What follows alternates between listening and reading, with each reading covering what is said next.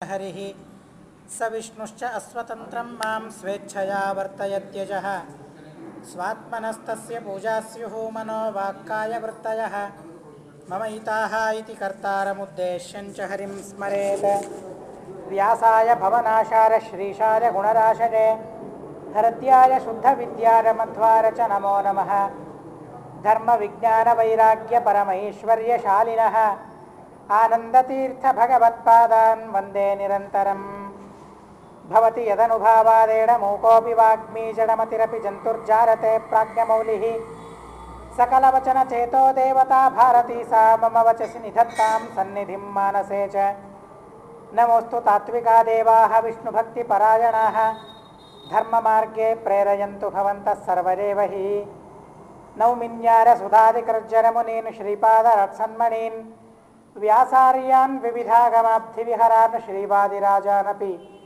वन्दे हंसवरान्ध्रभूत्तमगुरून् वैदग्ध्यवारां निधीन् श्रीसत्यव्रतराघवेन्द्रमुनिपान् सद्बोधसध्यानपान् सत्याभिज्ञकराब्जोत्थान् पञ्चाशद्वर्षपूजकान् सत्यप्रमोदतीर्थार्यान् नौमिन्यारसुधारतान् बन्धुस्त्वं गुरुरिष्टदैवतमिति त्वत्पादपङ्केरुहं प्राप्तं मां परिपालयेति सततं याचे निबद्धाञ्जलिः चित्तं मद्गुणदोषचिन्तनविधौ नूनं मनाङ्मा कृताः श्रीसत्यात्मगुरो त्वदङ्घ्रियुगलं हित्वा न मे सद्गतिः मन्मनोभीष्टवरदं सर्वाभीष्टफलप्रदं पुरन्दरगुरुं वन्दे दासश्रेष्ठं दयानिधिम् अज्ञानतिमिरच्छेदं बुद्धिसम्पत्प्रदायकं विज्ञानविमलं शान्तं विजराख्यगुरुं भजे जलज्येष्ठनिभाकारं जगदीशपदाश्रयं जगतीतलविख्यातं जगन्नाथगुरुं भजे विद्यापीठविधातारं विद्यावारिधिचन्दिरं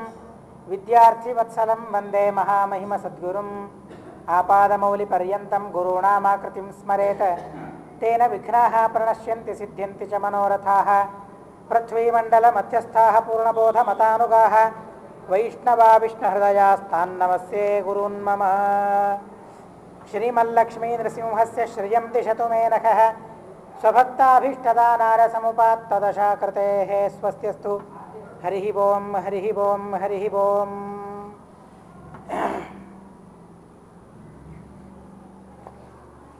ಸಮಗ್ರವಾದ ಈ ರಾಘವೇಂದ್ರ ವಿಜಯದಲ್ಲಿ ನಾವು ಕೇಳಿ ತಿಳಿದಂತೆ ರಾಘವೇಂದ್ರ ಸ್ವಾಮಿಗಳ ಪವಾಡಗಳನ್ನು ಯಾವುದನ್ನೂ ಅಲ್ಲಿ ಉಲ್ಲೇಖಿಸಿಲ್ಲ. ರಾಘವೇಂದ್ರ ಸ್ವಾಮಿಗಳೇ ಅದನ್ನು ಸಂಪಾದನೆ ಮಾಡಿ ತಮ್ಮ ಮಹಿಮೆ ಯಾವುದೂ ಅಲ್ಲಿ ಬರಬಾರದು ಅಂತನ್ನೋ ಹಾಗೆ ರಾಘವೇಂದ್ರ ಸ್ವಾಮಿಗಳು ಮಾಡಿಕೊಂಡಿರಬಹುದು. ಆದರೆ ಅವರ ಪವಾಡಗಳು ಅನೇಕ ಅದ್ಭುತ. ಅವುಗಳನ್ನು ನಾವು ಐತಿಹಾಸಿಕವಾಗಿ, ಪಾರಂಪರಿಕವಾಗಿ, ಸಾಂಪ್ರದಾಯಿಕವಾಗಿ ಅನೇಕ ಮಹಿಮೆಗಳನ್ನು ಕೇಳ್ತಾನೆ ಬಂದಿದ್ದೇವೆ. ರಾಘವೇಂದ್ರ ಸ್ವಾಮಿಗಳ ಅನುಸಂಧಾನದ ದೀಕ್ಷೆಯಾಗಲಿ, ಅನುಸಂಧಾನದ ಸಾಮರ್ಥ್ಯವಾಗಲಿ ಎಷ್ಟಿತ್ತು ಅಂತನ್ನೋದಕ್ಕೆ ಪೂರ್ವಾಶ್ರಮದಲ್ಲಿಯೇ ಒಂದು ಘಟನೆಯನ್ನು ನಾವು ಕೇಳ್ತೇವೆ. ಯಾರದೋ ಬ್ರಾಹ್ಮಣರ ಮನೆಗೆ ಹೋಗಿದ್ದರು. ಇಲ್ಲಿ ಹೇಳಿದರು ಅವರ ದಾರಿದ್ರ್ಯ ಹೇಗಿತ್ತು ಅಂತನ್ನೋದನ್ನು ನಾರಾಯಣಾಚಾರ್ಯರಲ್ಲಿ ಕೊಂಡಾಡಿದ್ದಾರೆ. ಛಿನ್ನೆ ವಸ್ತ್ರೆ ಭಿನ್ನ ಪಾನೀಯ ಪಾತ್ರೆ, ಹರಿದು ಹೋದ ಬಟ್ಟೆಗಳು, ಮುರಿದು ಹೋದ ಪಾತ್ರೆಗಳು, ಅಂತಹ ಹರಿದ ಮುರಿದ ಪಾತ್ರೆಗಳನ್ನು ಸಹ ಕಳ್ಳಕಾಟರು ಕದ್ದುಕೊಂಡು ಒಯ್ತಾ ಇದ್ರಂತೆ. ಅಂತಹ ದುರ್ಬಲವಾದ ದಾರಿದ್ರ್ಯವನ್ನು ಅನುಭವಿಸಿದವರು ಭಗವಂತನಿಗಾಗಿ, ದೇವರಿಗಾಗಿ. ದೇವರು ಕೊಟ್ಟಿದ್ದಾನೆ, ಅನುಭವಿಸಲೇಬೇಕು ಅದನ್ನು ಅಂತನ್ನೋ ಅಭಿಮಾನದಿಂದ ಸುಖ ಬರಲಿ ದುಃಖ ಬರಲಿ ಎರಡನ್ನೂ ನಾವು ಅನುಭವಿಸಬೇಕು. ದೇವರು ಕೊಟ್ಟಿದ್ದಾನೆ ನಮ್ಮ ಕರ್ಮಕ್ಕೆ ಅನುಗುಣವಾಗಿ, ಅದು ಭಗವಂತನ ಪ್ರಸಾದ, ದೇವರ ಪ್ರಸಾದವಾಗಿ ನಮಗೆ ಸಿಕ್ಕಿದೆ. ಅದು ನಮಗೆ ನೈವೇದ್ಯ ಮಾಡಿರ್ತಾರೆ ದೇವರ ಪ್ರಸಾದ ಅಂತ ಹೇಳಿ. ಅದರಲ್ಲಿ ನಮಗೆ ಸಕ್ಕರೆ ಬಂದರೂ ಸರಿ, ಬರೀ ಕೊಬ್ಬರಿ ಬಂದರೂ ಸರಿ, ಯಾವುದೋ ಬರಲಿ ಅದನ್ನು ನಾವು ಸ್ವೀಕಾರ ಮಾಡ್ತೀವಲ್ಲ. ಅದು ಬೇಕು ಇದು ಬೇಕು ಅಂತ ಅಪೇಕ್ಷೆ ಮಾಡಬಾರದು. ಸಕ್ಕರೆಯೂ ನೈವೇದ್ಯವೇ, ಕೊಬ್ಬರಿಯೂ ನೈವೇದ್ಯವೇ. ನಮ್ಮ ಕೈಯಲ್ಲಿ ಯಾವುದು ಬಿದ್ದಿದೆ ಅದನ್ನು ಸ್ವೀಕಾರ ಮಾಡುವ ಕರ್ತವ್ಯ ಮಾತ್ರ ನಮ್ಮದು. ಹಾಗೆ ಭಗವಂತ ನಮಗೆ ಸುಖ ದುಃಖಗಳನ್ನು ಕೊಟ್ಟಿದ್ದಾನೆ. ಆ ಸುಖ ದುಃಖಗಳನ್ನು ಪ್ರಸಾದ ಅಂತ ಹೇಳಿ, ಭಗವಂತನ ಅನುಗ್ರಹ ಅಂತ ಹೇಳಿ ನಾವು ಸ್ವೀಕಾರ ಮಾಡಬೇಕು. ಅನುಗ್ರಹಕ್ಕೆ ಕಾರಣ ಎಂಬುದಾಗಿ ಆ ಸುಖ ದುಃಖಗಳನ್ನು ಅನುಭವಿಸಬೇಕು ಅಂತ ಶಾಸ್ತ್ರಕಾರರು ನಿರೂಪಣೆ ಮಾಡಿದ್ದಾರೆ. ಆದರೆ ಆ ಸುಖದಲ್ಲಿಯೂ ದುಃಖದಲ್ಲಿಯೂ ಸಖ ನೀನಾಗಿರು ಪಾಂಡುರಂಗ ಅಂತ ದಾಸರಂತಾರೆ. ಸುಖವಾಗಲಿ ಬಹು ದುಃಖವಾಗಲಿ ಸುಖ ಆಗಲಿ. ಆ ಸುಖಕ್ಕೂ ದುಃಖಕ್ಕೂ ಸಾಮ್ಯವೇ ಇಲ್ಲದ ಅತಿಶಯವಾದ ದುಃಖ ನನಗಾದರೂ ಸರಿ, ಅದನ್ನು ನಾನು ಅನುಭವಿಸಲಿಕ್ಕೆ ತಯಾರು.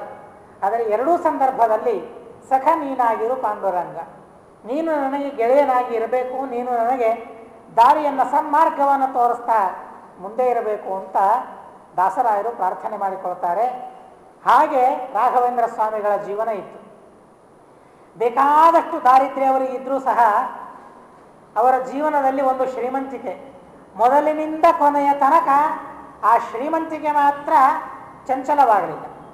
ಈ ಸಂಪತ್ತು, ಈ ಧನ, ಈ ಕನಕ, ಈ ಸ್ವರ್ಣ, ಈ ಭೂಮಿ, ಈ ಧಾನ್ಯ, ಈ ಗೋ ಸಂಪತ್ತು ಇದೆಲ್ಲ ಚಂಚಲವಾಗಿ ಹೊರಟು ಹೋದರೂ ಸಹ ಅವರಲ್ಲಿಯೇ ಮತ್ತೊಂದು ಸಂಪತ್ತಿತ್ತು, ಜ್ಞಾನ, ಭಕ್ತಿ, ವೈರಾಗ್ಯ, ಭಗವಂತನ ಪ್ರೀತಿ, ತತ್ವಾರ್ಥ ಅನುಸಂಧಾನ, ತತ್ವಾರ್ಥಗಳ ಚಿಂತನ.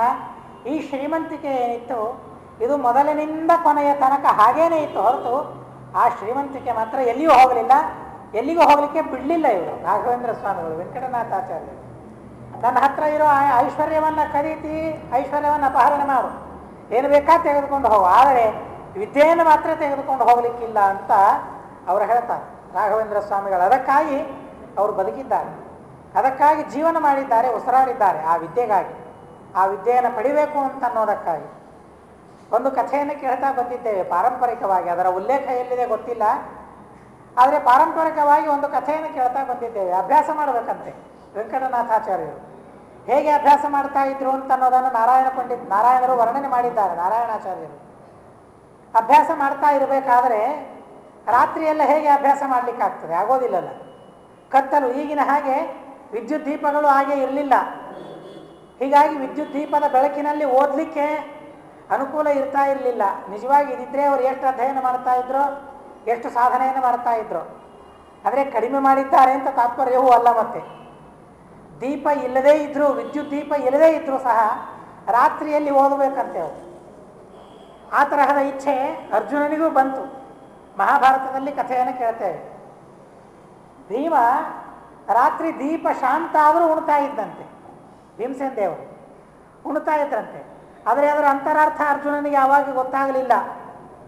ಅವನಿಗೇನನ್ನಿಸ್ತು, ಕತ್ತಲಲ್ಲಿಯೂ ಸಹ ನಮ್ಮ ಅಣ್ಣ ಭೀಮ ಊಟ ಮಾಡ್ತಾ ಇದ್ದಾನೆ, ಆ ಕತ್ತಲಿನಲ್ಲಿಯೂ ಸರಿಯಾಗಿ ಕೈ ತಟ್ಟೆಗೆ ಹೋಗ್ತದೆ, ಅದೇ ಕೈ ಸರಿಯಾಗಿ ಬಾಯಿಗೆ ಹೋಗ್ತದೆ. ಅದು ಮೂಗಿಗೆ ಹೋಗೋದಿಲ್ಲ, ಅದು ಕಣ್ಣಿಗೆ ಹೋಗೋದಿಲ್ಲ, ಅದು ತಟ್ಟೆಯಲ್ಲಿ ಬಿಟ್ಟು ಬೇರೆ ಸ್ಥಳಕ್ಕೆ ಹೋಗೋದಿಲ್ಲ, ನೆಲಕ್ಕೆ ಕೈ ಹೋಗೋದಿಲ್ಲ, ಅಥವಾ ಪಕ್ಕದಲ್ಲಿರುವ ತಂಬೆಗೆ ಕೈ ಹೋಗೋದಿಲ್ಲ. ನೀರು ಕುಡಿಬೇಕು ಅಂತ ಅನಿಸಿದಾಗ ಸರಿಯಾಗಿ ತಂಬೆಗೆಗೇನೆ ಕೈ ಹೋಗ್ತದೆ. ಅನ್ನ ಊಟ ಮಾಡಬೇಕು ಅಂತ ಅಂದಾಗ ಅಪ್ಪಿ ತಪ್ಪಿ ಆ ಎಲೆಯಲ್ಲಿರೋ ಉಪ್ಪಿನ ಸ್ಪರ್ಶವೂ ಆಗೋದಿಲ್ಲ, ಅನ್ನವನ್ನೇ ಮುಟ್ತಾನೆ. ಆ ಕೈ ಮತ್ತೆ ಬಾಯಿಗೆ ಹೋಗ್ಬಿಡ್ತದೆ. ಇದು ಹೇಗೆ ಸಾಧ್ಯ ಇದು ಅಂತ ಹೇಳಿ ಅರ್ಜುನನಿಗೆ ಸಮಸ್ಯೆ ಆಯಿತಂತೆ. ಹಾಗಾದರೆ ಇದೇ ರೀತಿಯಾಗಿ ನಾನು ಬಿಲ್ಲು ವಿದ್ಯೆಯನ್ನು ಕಲಿಯಬಹುದಲ್ಲ, ನಮ್ಮ ಅಣ್ಣ ಊಟ ಮಾಡಿದ ಹಾಗೆ ಅಂತ ಅರ್ಜುನ ತಿಳಿದಂತೆ. ಆದರೆ ಅಲ್ಲಿ ಭೀಮ ಯಾಕೆ ಉಣ್ತಾ ಇದ್ದ, ಹೇಗೆ ಉಣ್ತಾ ಇದ್ದ ಅಂತ ಅನ್ನೋದನ್ನು ನಾವು ಬಹಳ ಸುಂದರವಾಗಿ ತಿಳಿದುಕೊಳ್ಳಬಹುದು. ಇನ್ನೊಂದು ಕಡೆಗೆ ಒಂದು ಮಾತು ಬರ್ತದೆ, ಕತ್ತಲಲ್ಲಿ ಉಣ್ತಾ ಇದ್ರು, ಕತ್ತಲಲ್ಲಿ ಉಣಬಾರದು ಅಂತ ಶಾಸ್ತ್ರ ಇದೆ. ಶಾಸ್ತ್ರವನ್ನು ಮೀರಿ, ಶಾಸ್ತ್ರವನ್ನು ಧಿಕ್ಕಾರ ಮಾಡಿ, ತಿರಸ್ಕಾರ ಮಾಡಿ ಅಶಾಸ್ತ್ರೀಯವಾಗಿ ಅವರು ಕೆಲಸ ಮಾಡ್ತಾ ಇದ್ರು ಅಂತ ನಾವು ತಿಳಿದುಕೊಳ್ಳೋ ಕಾರಣ ಇಲ್ಲ. ಮತ್ತೊಂದು ಕಡೆಗೆ ಬಂದ ಪ್ರಸಂಗವನ್ನು ನಾವಿಲ್ಲಿ ಸಮನ್ವಯ ಮಾಡಿಕೊಂಡಾಗ ಆ ಊಟದ ವೈಭವ ಹೇಗಿತ್ತು ಅಂತ ನಮಗೆ ಅರ್ಥವಾಗಿ ಹೋಗಿಬಿಡ್ತದೆ. ಕೀಚಕನನ್ನು ಸಂಹಾರ ಮಾಡ್ತಾನೆ. ಯಾವಾಗ? ಕತ್ತಲಿನಲ್ಲಿ. ಸಂಹಾರ ಮಾಡಿದ ಮೇಲೆ ದ್ರೌಪದಿ ಅಂತಾಳೆ, ಅವನನ್ನು ನಾನು ನೋಡಬೇಕು ಅಂತ ಅಂತಾಳೆ. ಅದೇನೋ ವಿಚಿತ್ರ ಆಸೆ. ಮಹಾ ದುಷ್ಟ ವಿಷ್ಣು ದ್ವೇಷಿ ಭಾರತೀ ದೇವಿಯನ್ನು ಅಪೇಕ್ಷೆ ಮಾಡಿದ ಕಾಮುಕ ಅವನು, ಮಹಾ ತಮಸ್ಸಿಗೆ ಹೋಗುವವನು. ಸ್ವಲ್ಪ ಎಲ್ಲಿ ಅವನ ಮುಖ ನೋಡೋಣ ಅಂತ. ಹೇಗೆ ಸತ್ತಿದ್ದಾನೆ, ನಿನ್ನ ಕೈಯಿಂದ ಸತ್ತಿದ್ದಾನಲ್ಲ, ಹೇಗೆ ಸತ್ತಿದ್ದಾನೆ ನೋಡೋಣ ಅಂತಂದಾಗ ಎಲ್ಲಿ ಬೆಳಕೇ ಇಲ್ಲ ಅಲ್ಲಿ. ನೋಡಬೇಕು ಅಂತ ದ್ರೌಪದಿಗೆ ಆಸೆಯಾದಾಗ, ಅಪೇಕ್ಷೆಯಾದಾಗ ಎರಡು ಕೈಯನ್ನು ಹೀಗೆ ತಿಕ್ತಾರಂತೆ. ತಿಕ್ಕಿದ ತಕ್ಷಣ ಅಲ್ಲಿ ಅಗ್ನಿ ಉದ್ಭೂತ ಆಗ್ತದಂತೆ, ದೀಪ. ಆ ದೀಪದ ಬೆಳಕಿನಲ್ಲಿ ದ್ರೌಪದೀ ದೇವಿ ಸತ್ತು ಬಿದ್ದ ಆ ಕೀಚಕನನ್ನು ನೋಡ್ತಾಳಂತೆ. ಮಹಾಭಾರತದಲ್ಲಿ ಈ ಘಟನೆ ಬರ್ತದೆ. ಹಾಗಾದರೆ ಊಟ ಮಾಡಬೇಕಾದ್ರೆ ದೀಪ ಇಲ್ಲದೆ ಊಟ ಮಾಡುತ್ತಿದ್ರು ಅಂತ ನಾವು ಹೇಗೆ ತಿಳಿದುಕೊಳ್ಬೇಕು? ಈ ಲೌಕಿಕವಾದ ಪ್ರಾಕೃತವಾದ ದೀಪ ಶಾಂತವಾಗಿ ಹೋದರೂ ಸಹ ಸ್ವಯಂ ಅವರೇ ಪ್ರಕಾಶ ರೂಪ. ಮಧ್ವಾಚಾರ್ಯರ ಕಥೆಯಲ್ಲಿ ನಾವು ಕೇಳ್ತೇವೆ ಇತಿಹಾಸದಲ್ಲಿ, ಸಮುಶಾಂತೆ ಪುನರಪಿ ವಾಚಯಂ ಬಭೂವ. ಶಿಷ್ಯರೆಲ್ಲ ಓದ್ತಾ ಕೂತಿದ್ದಾರಂತೆ ರಾತ್ರಿಯಲ್ಲಿ. ದೀಪ ಶಾಂತ ಆಗಿ ಹೋಯಿತು, ಓದಲಿಕ್ಕೆ ಆಗಲಿಲ್ಲ. ಓದಲಿಕ್ಕೆ ಆಗದೇ ಇದ್ದಾಗ ಸಮುಶಾಂತೆ ಪುನರಪಿ ವಾಚಯಂ ಬಭೂವ ಅಂಗುಷ್ಠ ಸ್ಫುಟ ನಖರಾಂತರೋಚಿ ಶೈವ. ತಮ್ಮ ಹೆಬ್ಬೆರಳಿನ ಉಗುರು, ಆ ಉಗುರಿನ ಬೆಳಕಿನಲ್ಲಿ ಭಾರೀ ಪ್ರಕಾಶ ಬಂತಂತೆ, ತೋರಿಸಿದ್ರಂತೆ. ಆ ಬೆಳಕಿನಲ್ಲಿ ಅವರು ಓದಿದರು ಶಿಷ್ಯರು ಅಂತ ನಾರಾಯಣ ಪಂಡಿತಾಚಾರ್ಯರು ಉಲ್ಲೇಖ ಮಾಡ್ತಾರೆ. ಇದೇನು ದೊಡ್ಡ ಆಶ್ಚರ್ಯ ಅಲ್ಲ. ಯಾಕೆ ಭೀಮ ಆದಾಗೂ ದ್ರೌಪದೀ ದೇವಿಗೆ ತೋರಿಸಿದ್ದಾನೆ ಆ ಬೆಳಕಿನಲ್ಲಿ ಕೀಚಕನನ್ನು. ಮಧ್ವಾಚಾರ್ಯರಾದಾಗ ಬೆಳಕನ್ನು ತೋರಿಸಿ ಆ ಬೆಳಕಿನಲ್ಲಿ ಓದಿಸಿದ್ದಾರೆ ಮಹಾನುಭಾವರವರು. ಹೀಗಾಗಿ ಅರ್ಜುನನಿಗೆ ಅದು ಗೊತ್ತಾಯ್ತೋ ಬಿಡ್ತೋ ಗೊತ್ತಾಗಲಿಲ್ಲ. ಆದರೆ ನಮ್ಮ ಅಣ್ಣ ಹೇಗೆ ಊಟ ಮಾಡ್ತಾನಲ್ಲ ಹಾಗೆ ನಾನು ವಿದ್ಯೆಯನ್ನು ಕಲಿಬೇಕು ಅಂತ ಹೇಳಿ ರಾತ್ರಿಯಲ್ಲೇನೆ ಬೆಳಗ್ಗೆಲ್ಲ ನೋಡ್ತಾ ಇರ್ತಿದ್ದಂತೆ. ಗುರಿ ಯಾವುದು, ಲಕ್ಷ್ಯ ಯಾವುದು, ಬೆಳಗ್ಗೆಲ್ಲ ನೋಡ್ಕೊಳ್ಬೇಕಂತೆ. ರಾತ್ರಿ ಆ ಗುರಿಗೆ ಬಾಣಗಳನ್ನು ಬಿಡಬೇಕಂತೆ. ಹೀಗೆ ಧನುರ್ವಿದ್ಯೆಯನ್ನು ಅಭ್ಯಾಸ ಮಾಡಿದ ಅಂತ ಅರ್ಜುನನ ಬಗ್ಗೆ ಕೇಳ್ತೇವೆ ನಾವು. ರಾಘವೇಂದ್ರ ಸ್ವಾಮಿಗಳು ಸಹ ಅಧ್ಯಯನ ಮಾಡುವಲ್ಲಿ ಅಷ್ಟು ನಿಷ್ಠೆ ಅವರು ಹೊಂದಿದ್ರು ಅಂತ ಅನ್ನೋದನ್ನು ಐತಿಹಾಸಿಕವಾಗಿ ನಾವು ಕೇಳ್ತೇವೆ. ಓದಬೇಕು. ಅವಾಗ ಎಲ್ಲಿ ಈ ದೀಪಗಳಿರ್ತಾ ಇದ್ವು. ಆದರೆ ಆ ದೀಪ ಶ್ರೀಮಂತರ ಮನೆಯಲ್ಲಿ ಇರ್ತಾ ಇದ್ವು. ಬಡವರ ಮನೆಯಲ್ಲಿ ಎಲ್ಲಿ ದೀಪ? ಒಂದು ದೇವರ ದೀಪ ಅಷ್ಟೇ. ದೇವರ ಮುಂದೆ ಮಾತ್ರ ಯಾವಾಗಲೂ ದೀಪ ಇರಬೇಕು. ಆ ದೇವರ ಮನೆಯಲ್ಲಿ ಬಿಟ್ಟರೆ ಮತ್ತೆ ಯಾವುದಕ್ಕೂ ದೀಪ ಇಲ್ಲ ಅವರಿಗೆ ಅನ್ನೋದಕ್ಕಾಗಿ ಕತ್ತಲಾಗುವುದರೊಳಗೆ ಎಲ್ಲ ಕೆಲಸಗಳು ಮುಗಿಸಿಕೊಳ್ಳಬೇಕು. ನಿಜವಾಗಿ ಬಹಳ ಸುಂದರವಾದ ವಾತಾವರಣ ಅದೆಲ್ಲ ನೆನೆಸಿಕೊಂಡ್ರೆ ಬಹಳ ಅದ್ಭುತವಾದ ವಾತಾವರಣ. ಏನು ಅರ್ಧರಾತ್ರಿ ಆದರೂ ಏನಾದರೂ ತಿರುಗಾಡ್ತಾ ಇರ್ತಾರೆ. ಆ ರಾತ್ರಿ ಇಲ್ಲ, ಹಗಲಿಲ್ಲ, ಏನೂ ಇಲ್ಲ. ಆ ದೆವ್ವ ಭೂತ ಪಿಶಾಚಗಳು ಓಡಿ ಹೋಗಿವೆ ನಮ್ಮನ್ನು ನೋಡಿ. ಇವರೇನಪ್ಪ ರಾತ್ರಿ ನಮಗೆ ತಿರುಗಾಡಬೇಕು ಅಂತ ದೇವರ ಅನುಕೂಲ ಮಾಡಿಕೊಟ್ರೆ ಇವರಿಡೀ ರಾತ್ರಿ ಎಲ್ಲ ಬೆಳಕು ಮಾಡ್ಕೊಂಡು ಅವರೇ ತಿರುಗಾಡ್ತಿರ್ತಾರಲ್ಲ, ನಮಗೆಲ್ಲ ಅವಕಾಶ ಇಲ್ಲ. ಎಲ್ಲಿ ಸಿಗ್ತದೆ, ಎಲ್ಲಿ ನೋಡ್ಲಿಕ್ಕೆ ಸಿಗ್ತದೆ ಹೇಳಿ? ಇವತ್ತು ಪಿಶಾಚಗಳನ್ನು ನೋಡ್ಲಿಕ್ಕೆ ಸಿಗೋದಿಲ್ಲ. ಹಿಂದಕ್ಕೆ ಅಂದರೆ ಹಾಗಿರಲಿಲ್ಲ. ಊರೂರಲ್ಲಿ ಪಿಶಾಚಗಳು, ಓಣಿಯಲ್ಲಿ ಪಿಶಾಚಗಳು, ಓಣಿಯಲ್ಲಿ ಹಾವುಗಳು, ಪ್ರಾಣಿಗಳು, ರಾತ್ರಿ ಬರಬೇಕಾದ ಪ್ರಾಣಿಗಳೆಲ್ಲ ಇರ್ತಾ ಇದ್ವು. ಈಗ ಎಲ್ಲಿ? ಅವುಗಳೇ ಅವಕಾಶವೇ ಇಲ್ಲ. ನಾವೇ ಎಲ್ಲವೂ ಆದಾಗ ಮತ್ತೆ ಯಾಕೆ ಅವು ಬೇಕು ಅಂತ ದೂರ ಹೋಗಿ. ಹಾಗೆ ಬೆಳಕು, ಆ ಅದ್ಭುತವಾದ ವಾತಾವರಣ ಅದೆಲ್ಲ. ರಾತ್ರಿ ಆದಾಗ ದೇವರು ರಾತ್ರಿಯನ್ನು ಕೊಟ್ಟಿದ್ದಾನೆ. ರಾತ್ರಿಯನ್ನು ನಾವು ಅನುಭವಿಸ್ಬೇಕು. ದುಃಖವನ್ನು ಅನುಭವಿಸಿದ ಹಾಗೆ ರಾತ್ರಿಯನ್ನು ಅನುಭವಿಸ್ಬೇಕು. ರಾತ್ರಿಯನ್ನು ಬೆಳಕು ಮಾಡಿಕೊಂಡು ಬೆಳಗೆಲ್ಲ ರಾತ್ರಿಯಾಗಿ ಎಷ್ಟು ವಿಪರೀತ ನೋಡಿ. ಇಡೀ ಹಗಲೆಲ್ಲ ಮಲ್ಕೊಂಡ್ಬಿಡೋದು, ರಾತ್ರಿ ಎಲ್ಲ ಎಚ್ಚರ ಇರೋದು. ಇದು ನಮ್ಮ ಕೆಲಸ. ಇದು ದೇವತೆಗಳ ವ್ಯಾಪಾರ ಅಲ್ಲ.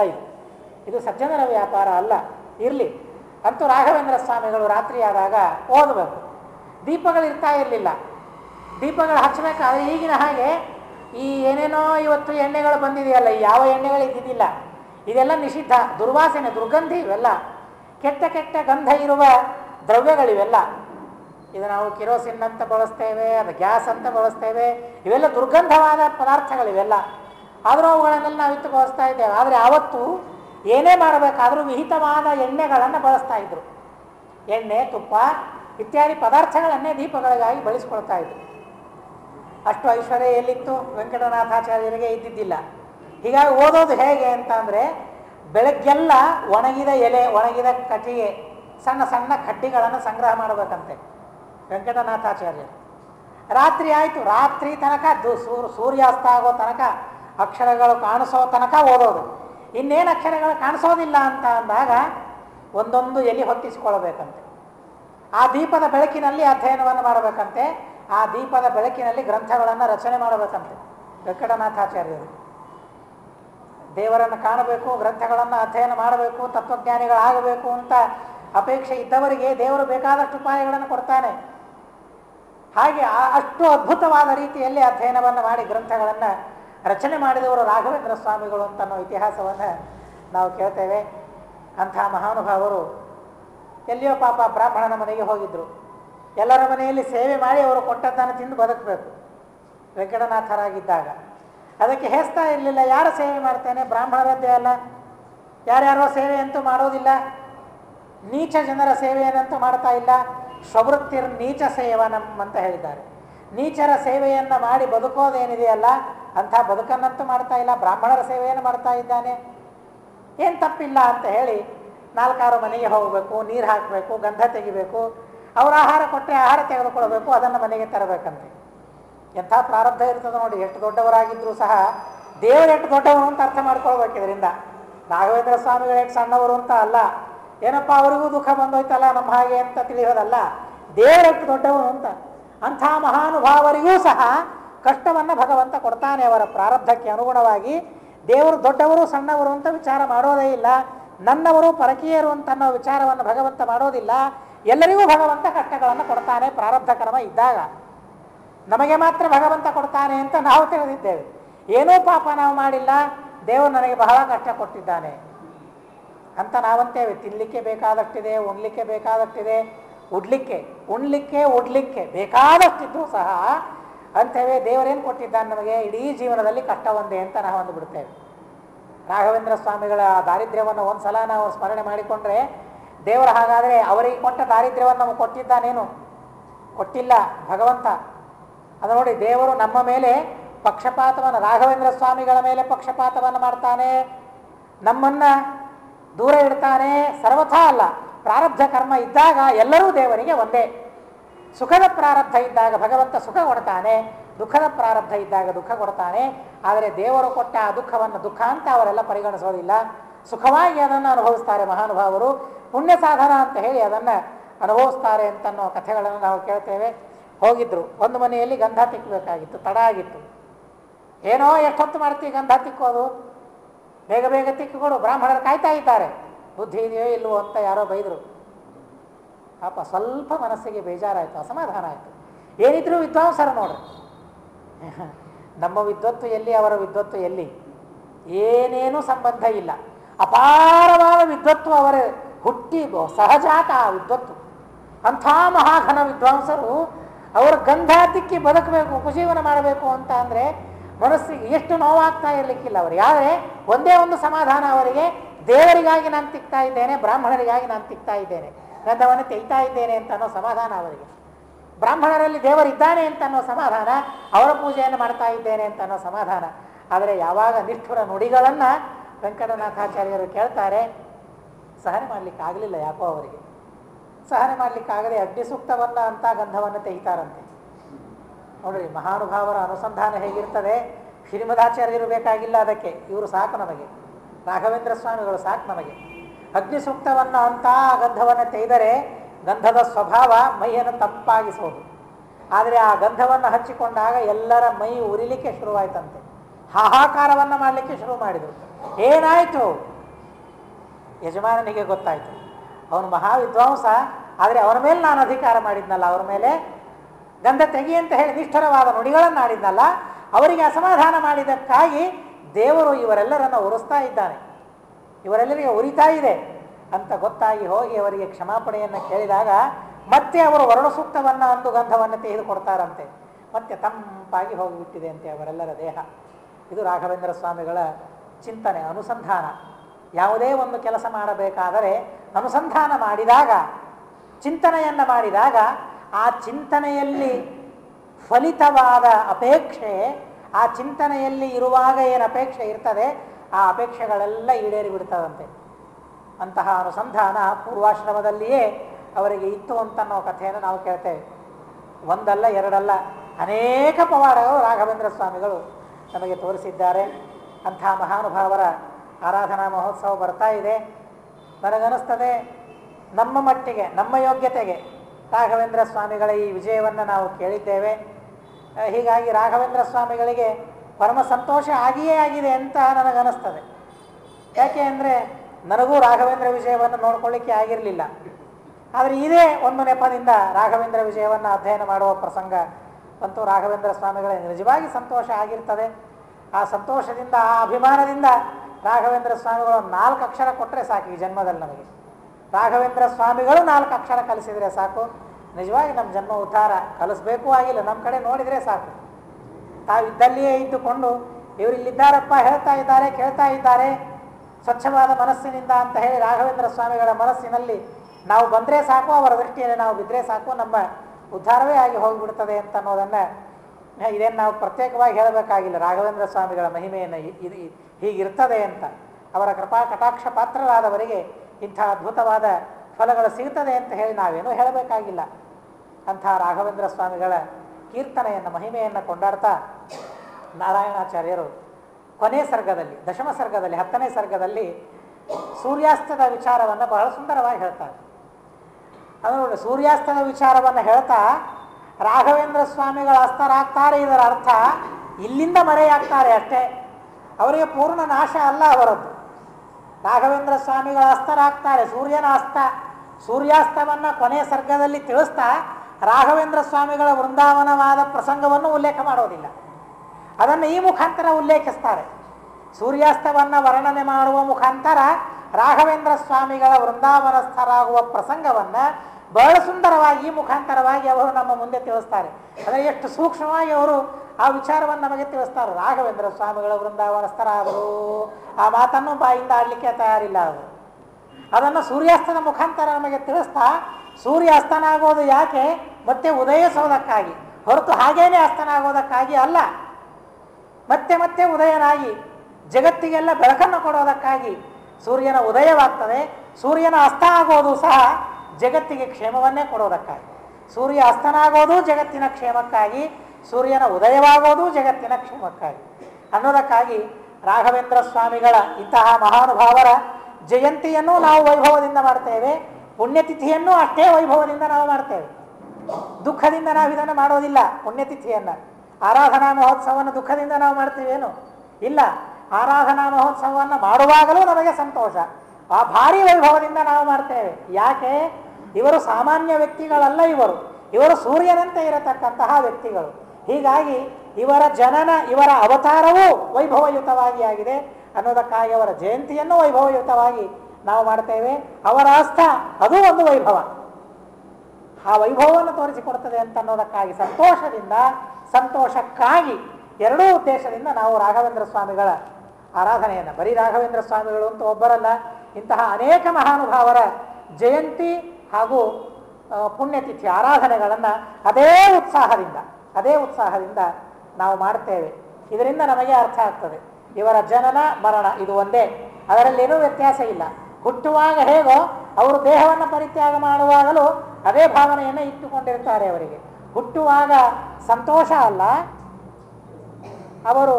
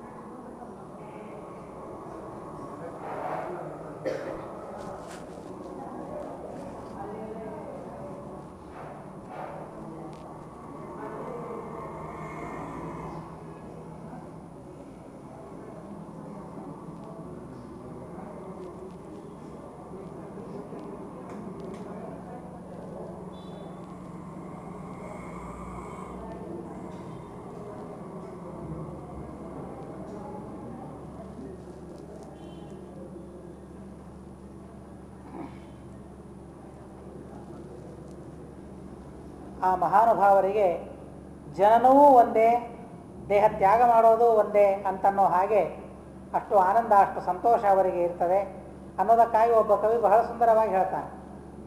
ಸೂರ್ಯನ ಅಸ್ತವನ್ನು ವರ್ಣನೆ ಮಾಡ್ತಾ ಇರ್ತಾರೆ, ಸೂರ್ಯಾಸ್ತದ ವರ್ಣನೆಯನ್ನು ಮಾಡ್ತಾ ಇದ್ದಾರೆ. ಸೂರ್ಯ ಹುಟ್ಟುವಾಗ ಹೇಗಿರ್ತಾನೆ? ಕೆಂಪಾಗಿಯೇ ಇರ್ತಾನೆ.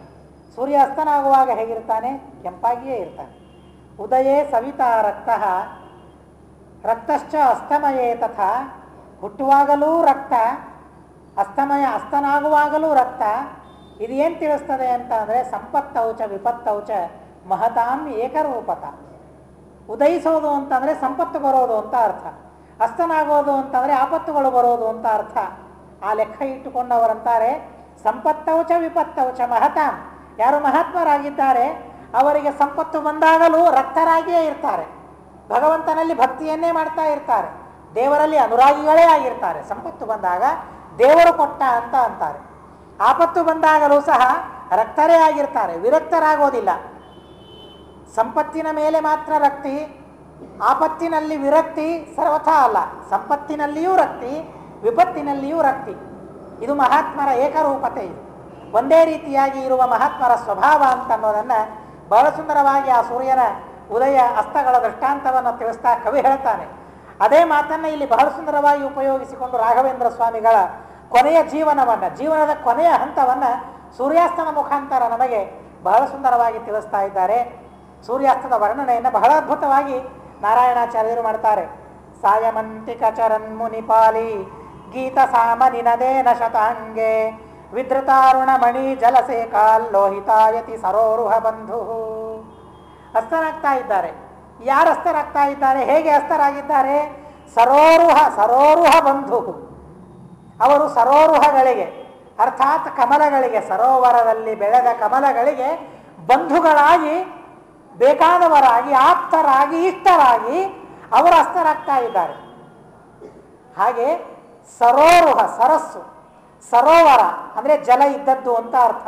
ಹಾಗೆ ಜ್ಞಾನ ಇರುವ ಮಡು, ಜ್ಞಾನ ಹರದ, ಆ ಜ್ಞಾನವೆಂಬ ಹರದದಲ್ಲಿ ತಮ್ಮ ಜೀವನವನ್ನೇ ಕಮಲದಂತೆ ಅರಳಿಸಿಕೊಂಡಿರತಕ್ಕಂತಹ ಮಹಾನುಭಾವರು ಯಾರಿದ್ದಾರಲ್ಲ ಅವರಿಗೆ ಸಂತೋಷವನ್ನು ಕೊಟ್ಟ ಸೂರ್ಯ ರಾಘವೇಂದ್ರ ಸ್ವಾಮಿಗಳು ಅಂತ ಹೇಳಿ ಈ ಉದ್ದೇಶದಿಂದ ಈ ಮುಖಾಂತರ ನಮಗೆ ತಿಳಿಸ್ತಾ ಇದ್ದಾರೆ.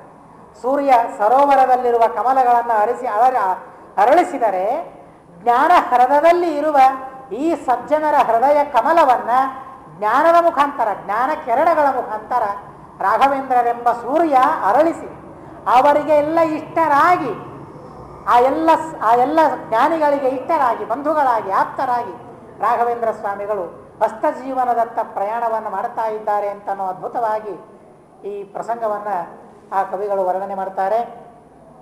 ಜಗನ್ನಾಥದಾಸರು ರಾಘವೇಂದ್ರ ಸ್ವಾಮಿಗಳನ್ನು ಕೊಂಡಾಡ್ತಾ ಇದೊಂದು ಮಾತನ್ನು ತಿಳಿಸ್ತಾರೆ. ಬಹುಶಃ ಅವರಿಗೂ ಇವರಿಗೂ ಒಂದೇ ತರಹದ ಭಾವನೆಗಳು ಬಂದಿವೆಯೋ ಏನು ರಾಘವೇಂದ್ರ ಸ್ವಾಮಿಗಳನ್ನು ನೋಡಿಕೊಂಡು. ಸೂರ್ಯಾಸ್ತದ ವರ್ಣನೆಯನ್ನು ಮಾಡ್ತಾ ಸೂರ್ಯನೇ ರಾಘವೇಂದ್ರ ಸ್ವಾಮಿಗಳು ಅಂತ ಇಲ್ಲಿ ಕವಿಗಳು ತಿಳಿಸಿದರೆ, ಅಲ್ಲಿ ಕವಿಗಳು ಜಗನ್ನಾಥ ಕವಿಗಳವರು. ಆ ಜಗನ್ನಾಥ ದಾಸರು ಹೇಳ್ತಾರೆ ಕೊಂಡಾಡ್ತಾ ರಾಘವೇಂದ್ರ ಸ್ವಾಮಿಗಳನ್ನು, ಕಮಲಾಪ್ತ ಭಾಸ ಅಂತ ಒಂದು ವಿಶೇಷಣವನ್ನು ರಾಘವೇಂದ್ರ ಸ್ವಾಮಿಗಳಿಗೆ ಕೊಡ್ತಾರೆ. ಕಮಲಾಪ್ತ ಭಾಸ, ಇವರ ಕಾಂತಿ ಹೇಗಿದೆ ಅಂತ ಅಂದರೆ ಕಮಲಗಳಿಗೆ ಆಪ್ತವಾದದ್ದು ಯಾರು? ಸೂರ್ಯ. ಆ ಸೂರ್ಯನಂತೆ ಭಾಸ ಅಂದರೆ ಕಾಂತಿ ಇದ್ದವರು ಅಂತ ಅರ್ಥ. ಹಾಗೆ ತಿಳಿಸ್ತಾ ನೋಡ್ರಿ ಎಷ್ಟು ವಿಚಿತ್ರವಾಗಿ ಅವರ ಆ ಮಾತನ್ನು ತಿಳಿಸ್ತಾರೆ ಅಂದರೆ, ಜಗತ್ತಿನಲ್ಲಿಯ ವೈಚಿತ್ರ್ಯ ಏನು ಅಂತ ಅಂದರೆ ಅದನ್ನು ನಾವು ಆಲೋಚನೆ ಮಾಡಬೇಕು. ನಿಜವಾಗಿ ಸೂರ್ಯನ ಕಿರಣಗಳನ್ನು ಸಹನೆ ಮಾಡಲಿಕ್ಕೆ ನಮ್ಮಿಂದ ಆಗ್ತದೋ? ಆಗೋದಿಲ್ಲ. ಬಿಸಿಲಿನಲ್ಲಿ ಕೂತು ನಗನಗ್ತಾ ನಮಗೆ ಇರಲಿಕ್ಕೆ ಆಗ್ತದೋ? ಮನೆಯಲ್ಲಿ ಫ್ಯಾನ್ ಕೆಳಗೆ ಕುಳಿತಿದ್ರೂ ಸಹ ನಮ್ಮ ಮುಖ ಸಂಕೋಚ ಆಗಿಬಿಟ್ಟಿರ್ತದೆ. ಏನಪ್ಪ ಎಷ್ಟು ಸೆಕೆ ಅಂತ ಒದ್ದಾಡ್ತಾ ಇರ್ತೇವೆ. ಏರ್ ಕಂಡೀಷನಲ್ಲಿ ಕೂತಿರ್ತೇವೆ, ಏನ್ರಿ ಎಷ್ಟು ಬಿಸಿಲು ಎಷ್ಟು ಬಿಸಿಲು ಅಂತ ಇರ್ತೇವೆ ನಾವೆಲ್ಲ. ಆದರೆ ಕಮಲಗಳು ನೋಡಿ ಎಷ್ಟು ವಿಚಿತ್ರ, ಸೂರ್ಯನ ಬಿಸಿಲಿನಲ್ಲೇ ಇರ್ತದೆ. ಅಂಥ ಕಠೋರವಾದ ಬಿಸಿಲಿಗೂ ಸಹ ಕಮಲಗಳು ಅರಳಿರುತ್ತವೆ. ಅವೆಂದಿಗೂ ಮುದುಡೋದಿಲ್ಲ ಅವು ಕಮಲಗಳು. ಅಂದರೆ ನೋಡ್ರಿ, ಸೂರ್ಯನ ಕಿರಣ ಕಮಲಗಳಿಗೆ ಮಾತ್ರ ಆಪ್ತವಾಗ್ತದೆ, ಉಳಿದವರಿಗೆ ಯಾರಿಗೂ ಆಪ್ತ ಅಲ್ಲ, ನಮಗೂ ಆಪ್ತವಾಗೋದಿಲ್ಲ ಆ ಸೂರ್ಯನ ಕಿರಣ. ಎಲ್ಲೆಪ್ಪ ಸೂರ್ಯನ ಬಿಸಿಲಿದು ಅಂತ ಹೇಳಿ ಆ ಬಿಸಿಲನ್ನು ಬೈತೇವೆ ನಾವು, ಆ ಸೂರ್ಯನನ್ನೇ ಬೈದು ಬಿಡ್ತೇವೆ. ಎಂಥ ಬಿಸಿಲು ಕೋಡಿ ಇದು, ಬೆಂಗಳೂರು ಮೊದಲಿಗೆ ಹೇಗಿತ್ತು ಈಗ ಹೇಗಾಗ್ತಾ ಇದೆ, ಬರ್ತಾ ಬರ್ತಾ ಬಳ್ಳಾರಿಗೆ ಹತ್ತಿರ ಆಗ್ತಾ ಇದೆ ಅಂತ ಅದನ್ನು ಕಾವ್ಯಮಯವಾಗಿ ಬೇರೆ ಅಂದುಬಿಡ್ತೇವೆ ನಾವು. ಅಷ್ಟು ಬಿಸಿಲಿನಿಂದ ಏನು ನಾವು ಮಾಡ್ತೇವೆ. ಆ ಸೂರ್ಯನ ಕಿರಣಗಳು ನಮಗೆ ಎಷ್ಟು ಪ್ರಖರವಾದ ತೇಜಸ್ಸನ್ನು ಕೊಟ್ಟು ಅಸಹ್ಯಾಂತ ಆಗಿಬಿಡ್ತವೆ. ಆದರೆ ಕಮಲಗಳಿಗೆ ಅದು ಸಸ್ಯ, ಸೂರ್ಯನ ಬಿಸಿಲು ಹೌದು. ಸೂರ್ಯನ ಬಿಸಿಲಿದ್ದಾಗ ಅವು ಬಾರಬೇಕು. ಖರೆ ಅಂದರೆ ಎಷ್ಟು ಕೋಮಲವಾದ ದಳಗಳು ಆ ಕಮಲದ್ದು. ಅದಕ್ಕೆ ದೃಷ್ಟಾಂತ ಕೊಡ್ತಾರೆ, ಕರ ಕಮಲ, ಕೈಗಳು ಹೇಗಿದ್ವು ಕಮಲದಂತೆ ಇದ್ವು. ಅರ್ಥಾತ್ ಕಮಲ ಇದ್ದ ಹಾಗೆ ಇತ್ತು ಅಂತ ಅರ್ಥವೇ ಅಲ್ಲ, ಕಮಲದಂತೆ ಕೈಗಳು ಅಂತ ಅಂದರೆ ಅಷ್ಟು ಮೃದುವಾಗಿ ಇದ್ವು ಅಂತ ಅರ್ಥ. ಕಮಲದಂತೆ ಮೃದುವಾಗಿ ಇದ್ವು. ಅಂಥ ಮೃದುವಾದ ಮಾರ್ಧವ ಇರುವ ಆ ಕಮಲಗಳನ್ನು ಎಂದೆಂದಿಗೂ ಸೂರ್ಯ ಬಾರಿಸೋದಿಲ್ಲ, ಒಣಗಿ ಹೋಗೋದಿಲ್ಲ. ಒಣಗಿ ಹೋಗಬೇಕು ನಿಜವಾಗಿ. ಆದರೆ ಸೂರ್ಯನ ಆ ಕಿರಣಗಳು ಕಮಲಗಳಿಗೆ ಆಪ್ತವಾಗ್ತದೆ. ಎಷ್ಟು ವಿಚಿತ್ರ ನೋಡ್ರಿ ಇದು. ದೇವರು ಮಾಡುವ ಸೃಷ್ಟಿ ಹೇಗಿರ್ತದೆ ನೋಡ್ರಿ ಇದು. ಅಷ್ಟು ತೀಕ್ಷ್ಣವಾದ ಪ್ರಖರವಾದ ಆ ತೇಜಸ್ಸೂ ಸಹ, ಆ ತೇಜಸ್ಸಿನಲ್ಲಿಯೂ ಸಹ ಕಮಲಗಳು ನಗನಗ್ತಾ ಇರ್ತವೆ ಹೊರತು ಆ ಕಮಲಗಳಿಗೆ ಅದು ಅಸಹ್ಯ ಅಂತ ಆಗೋದಿಲ್ಲ. ಹಾಗೆ ರಾಘವೇಂದ್ರ ಸ್ವಾಮಿಗಳ ಭಾಸ ಪ್ರಕಾಶ ಅರ್ಥಾತ್ ಜ್ಞಾನ, ಆ ಜ್ಞಾನ ಏನಿದೆಯಲ್ಲ ಪ್ರತಿವಾದಿಗಳಿಗೆ ಅದು ಭಾರಿ ಭಯಂಕರ, ಸಹನೆ ಮಾಡಲಿಕ್ಕಾಗೋದಿಲ್ಲ. ಆ ಸೂರ್ಯನ ರಾಘವೇಂದ್ರ ಸ್ವಾಮಿಗಳೆಂಬ ಸೂರ್ಯನ ಕಿರಣಗಳನ್ನು ಪ್ರತಿವಾದಿಗಳಿಗೆ ಸಹನೆ ಮಾಡಲಿಕ್ಕಾಗೋದಿಲ್ಲ. ಆದರೆ ಅದೇ ರಾಘವೇಂದ್ರ ಸ್ವಾಮಿಗಳ ಕಿರಣಗಳು ನಮಗೆಲ್ಲ ಆಪ್ತವಾಗಿ ಬಿಡ್ತದೆ. ಎಷ್ಟು ತಂಪಾಗಿ ಬಿಡ್ತದೆ. ಬೇಕಾದವರಿಗೆ ತಂಪನ್ನು ಕೊಡ್ತದೆ, ಬೇಡವಾಗಿದ್ದವರಿಗೆ ಮಾತ್ರ ತಾಪವನ್ನು ಸಂತಾಪವನ್ನು ಕೊಡ್ತದೆ. ಅಂತಹ ಸಾಮರ್ಥ್ಯ ಸ್ವಯಂ ಸೂರ್ಯ ಕಿರಣಗಳಿಗೇನೇ ಇದೆ ಅನ್ನೋದಕ್ಕಾಗಿ ದಾಸರಂತಾರೆ ಕಮಲಾಪ್ತ ಭಾಸ. ಕಮಲಗಳಿಗೆ, ಕೋಮಲವಾದ ಕಮಲಗಳಿಗೆ ಆಪ್ತನಾದ ಸೂರ್ಯ ಏನಿದ್ದಾರಲ್ಲ, ಆ ಸೂರ್ಯನಂತೆ ನಿಮ್ಮ ಭಾಸ ಇದೆ, ನಿಮ್ಮ ಪ್ರಕಾಶ ಇದೆ ಅಂತ ಜಗನ್ನಾಥದಾಸರು ರಾಯರನ್ನು ಕೊಂಡಾಡಿದರೆ, ಇಲ್ಲಿ ಸೂರ್ಯಾಸ್ತವನ್ನು ವರ್ಣನೆ ಮಾಡುವ ಮುಖಾಂತರ ಹೇಗೆ ಸೂರ್ಯಾಸ್ತನಾಗ್ತಾ ಇದ್ದಾನೆ, ಏನ್ ಮಾಡಿ ಅಸ್ತನಾಗ್ತಾ ಇದ್ದಾನೆ ಅನ್ನೋದಕ್ಕಾಗಿ ಅವರಂತಾರೆ ಸರೋರುಹ ಬಂಧು. ಸರೋರುಹದಲ್ಲಿ, ಸರೋವರದಲ್ಲಿ ಬೆಳೆದ ಕಮಲಗಳಿಗೆ ಆಪ್ತವಾಗಿ ಬೇಕಾದವರಾಗಿ ರಾಘವೇಂದ್ರ ಸ್ವಾಮಿಗಳು ಅಸ್ತಾಚಲದತ್ತ ಪ್ರಯಾಣವನ್ನು ಮಾಡ್ತಾ ಇದ್ದಾರೆ ಅಂತನ್ನೋ ಪ್ರಸಂಗವನ್ನು ಈ ಸೂರ್ಯಾಸ್ತದ ಮುಖಾಂತರ ನಮಗೆ ಬಹಳ ಸುಂದರವಾಗಿ ತಿಳಿಸ್ತಾರೆ. ನಮಗೆಲ್ಲರಿಗೆ ಒಂದು ಸಂದೇಶ ಇದೆ. ಜಗತ್ತಿನಲ್ಲಿ ಯಾರು ಸಜ್ಜನರಿದ್ದಾರೆ 4 ಜನರಿಗಾದರೂ ಬೇಕಾದವರು ನಾವು ಆಗಬೇಕು. ಹಾಗಾದ್ರೇ ನಮ್ಮ ಮರಣ ಅದು ಒಳ್ಳೆಯ ಮರಣ ಆಗ್ತದೆ. ಇಲ್ಲದೆ ಹೋದರೆ ಏನು ಬೇಕಾಗ್ತದೆ? ಯಾರು ಹೊಗಳ್ತಾರೆ, ಯಾರವನ ಹೆಸರನ್ನು ನೆನಪಿಟ್ಕೊಳ್ತಾರೆ, ಏನು ಉಳಿತದೆ ಅವನದ್ದು? ಏನೂ ಉಳಿಯೋದಿಲ್ಲ. ಹೀಗಾಗಿ ಸಮಾಜದಲ್ಲಿದ್ದೇವೆ, ಸಮಾಜಕ್ಕೆ ಉಪಕಾರವನ್ನು ಮಾಡಿಯೇನೇ ನಾವು ಹೋಗಬೇಕು ಅಂತನ್ನೋ ಸಂದೇಶವನ್ನು ತಿಳಿಸೋದಕ್ಕಾಗಿ ಅಲ್ಲಿ ನಾರಾಯಣಾಚಾರ್ಯರಂತಾರೆ ಸರೋರುಹ ಬಂಧು. ಸರೋರುಹ ಬಂಧುಗಳಾಗಿ ಆ ಸೂರ್ಯ ಅಸ್ತಾಚಲದತ್ತ ಪ್ರಯಾಣವನ್ನು ಮಾಡ್ತಾ ಇದ್ದಾನೆ. ಮಾಡುವಾಗ ಸೂರ್ಯ ಕೆಂಪಾದನಂತೆ. ಯಾಕೆ ಸೂರ್ಯ ಕೆಂಪಾದ ಅನ್ನೋದಕ್ಕಾಗಿ ಕಲ್ಪನೆಗಳನ್ನು ಮಾಡ್ತಾರೆ. ಅನೇಕ ಕಲ್ಪನೆಗಳು ಮಾಡಿದ್ದಾರೆ, ಉತ್ಪ್ರೇಕ್ಷೆಗಳನ್ನು ಮಾಡಿದ್ದಾರೆ. ಅದರಲ್ಲಿ 2 ರತ್ನಗಳು ಉತ್ಪ್ರೇಕ್ಷೆ ಮಾಡಿದ್ದರಲ್ಲಿ 2 ರತ್ನಗಳು ಬಹಳ ಅದ್ಭುತವಾದ ಉತ್ಪ್ರೇಕ್ಷೆಗಳು. ವಾಲಖಿಲ್ಯ ಋಷಿಗಳು 60,000 ಜನ, 60,000 ಜನ ವಾಲಖಿಲ್ಯ ಋಷಿಗಳು. ಅತಿ ಪುಟ್ಟ ಪುಟ್ಟ ಪುಟ್ಟ ಪುಟ್ಟ ರೂಪ, ಇಷ್ಟಿಷ್ಟೇ ರೂಪ ಅಂತೆ ಅವರಿಗೆ. ಇಂದ್ರ ಅವಮಾನ ಮಾಡ್ತಾನೆ, ಇಂದ್ರ.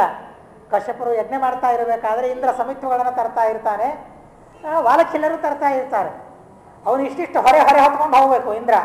ಇವರು ಒಂದು ಕಟ್ಟಿಗೆಯನ್ನು ಮುರಿದು ಅದರಲ್ಲಿ ಸಣ್ಣ ಸಣ್ಣ ತುಂಡು ಇರೋದೇ ಇಷ್ಟ. ಅವರು ಎಷ್ಟು ಒಯ್ಯಬೇಕು? ಆದರೆ ಅವರಿಗೆ ಸಹಾಯ ಮಾಡೋಣ, ಯಜ್ಞಕ್ಕಾಗಿ ಸಹಾಯ ಮಾಡೋಣ ಅಂತ ಹೇಳಿ ಅವರು ಸಮಿತಿಗಳನ್ನು ಒಯ್ಯಬೇಕಂತೆ. ಇಂದ್ರ ನೋಡ್ತಾನೆ, ನೋಡಿ ನಕ್ಕು ಬಿಡ್ತಾನೆ. ನಕ್ಕಾಗ ವಾಲಖಿಲ್ಯರು ಶಾಪ ಕೊಡ್ತಾರೆ. ಇಷ್ಟಿಷ್ಟೇ ಪುಟ್ಟ ಪುಟ್ಟ ರೂಪ ಅವರದು. ವಾಲಖಿಲ್ಯರು 60,000 ಜನ ಇದ್ದಾರಂತೆ. ಅವರು ಸೂರ್ಯನ ಹತ್ತಿರ ಇದ್ದು ಅರ್ಘ್ಯವನ್ನು ಬಿಡ್ತಾರಂತೆ.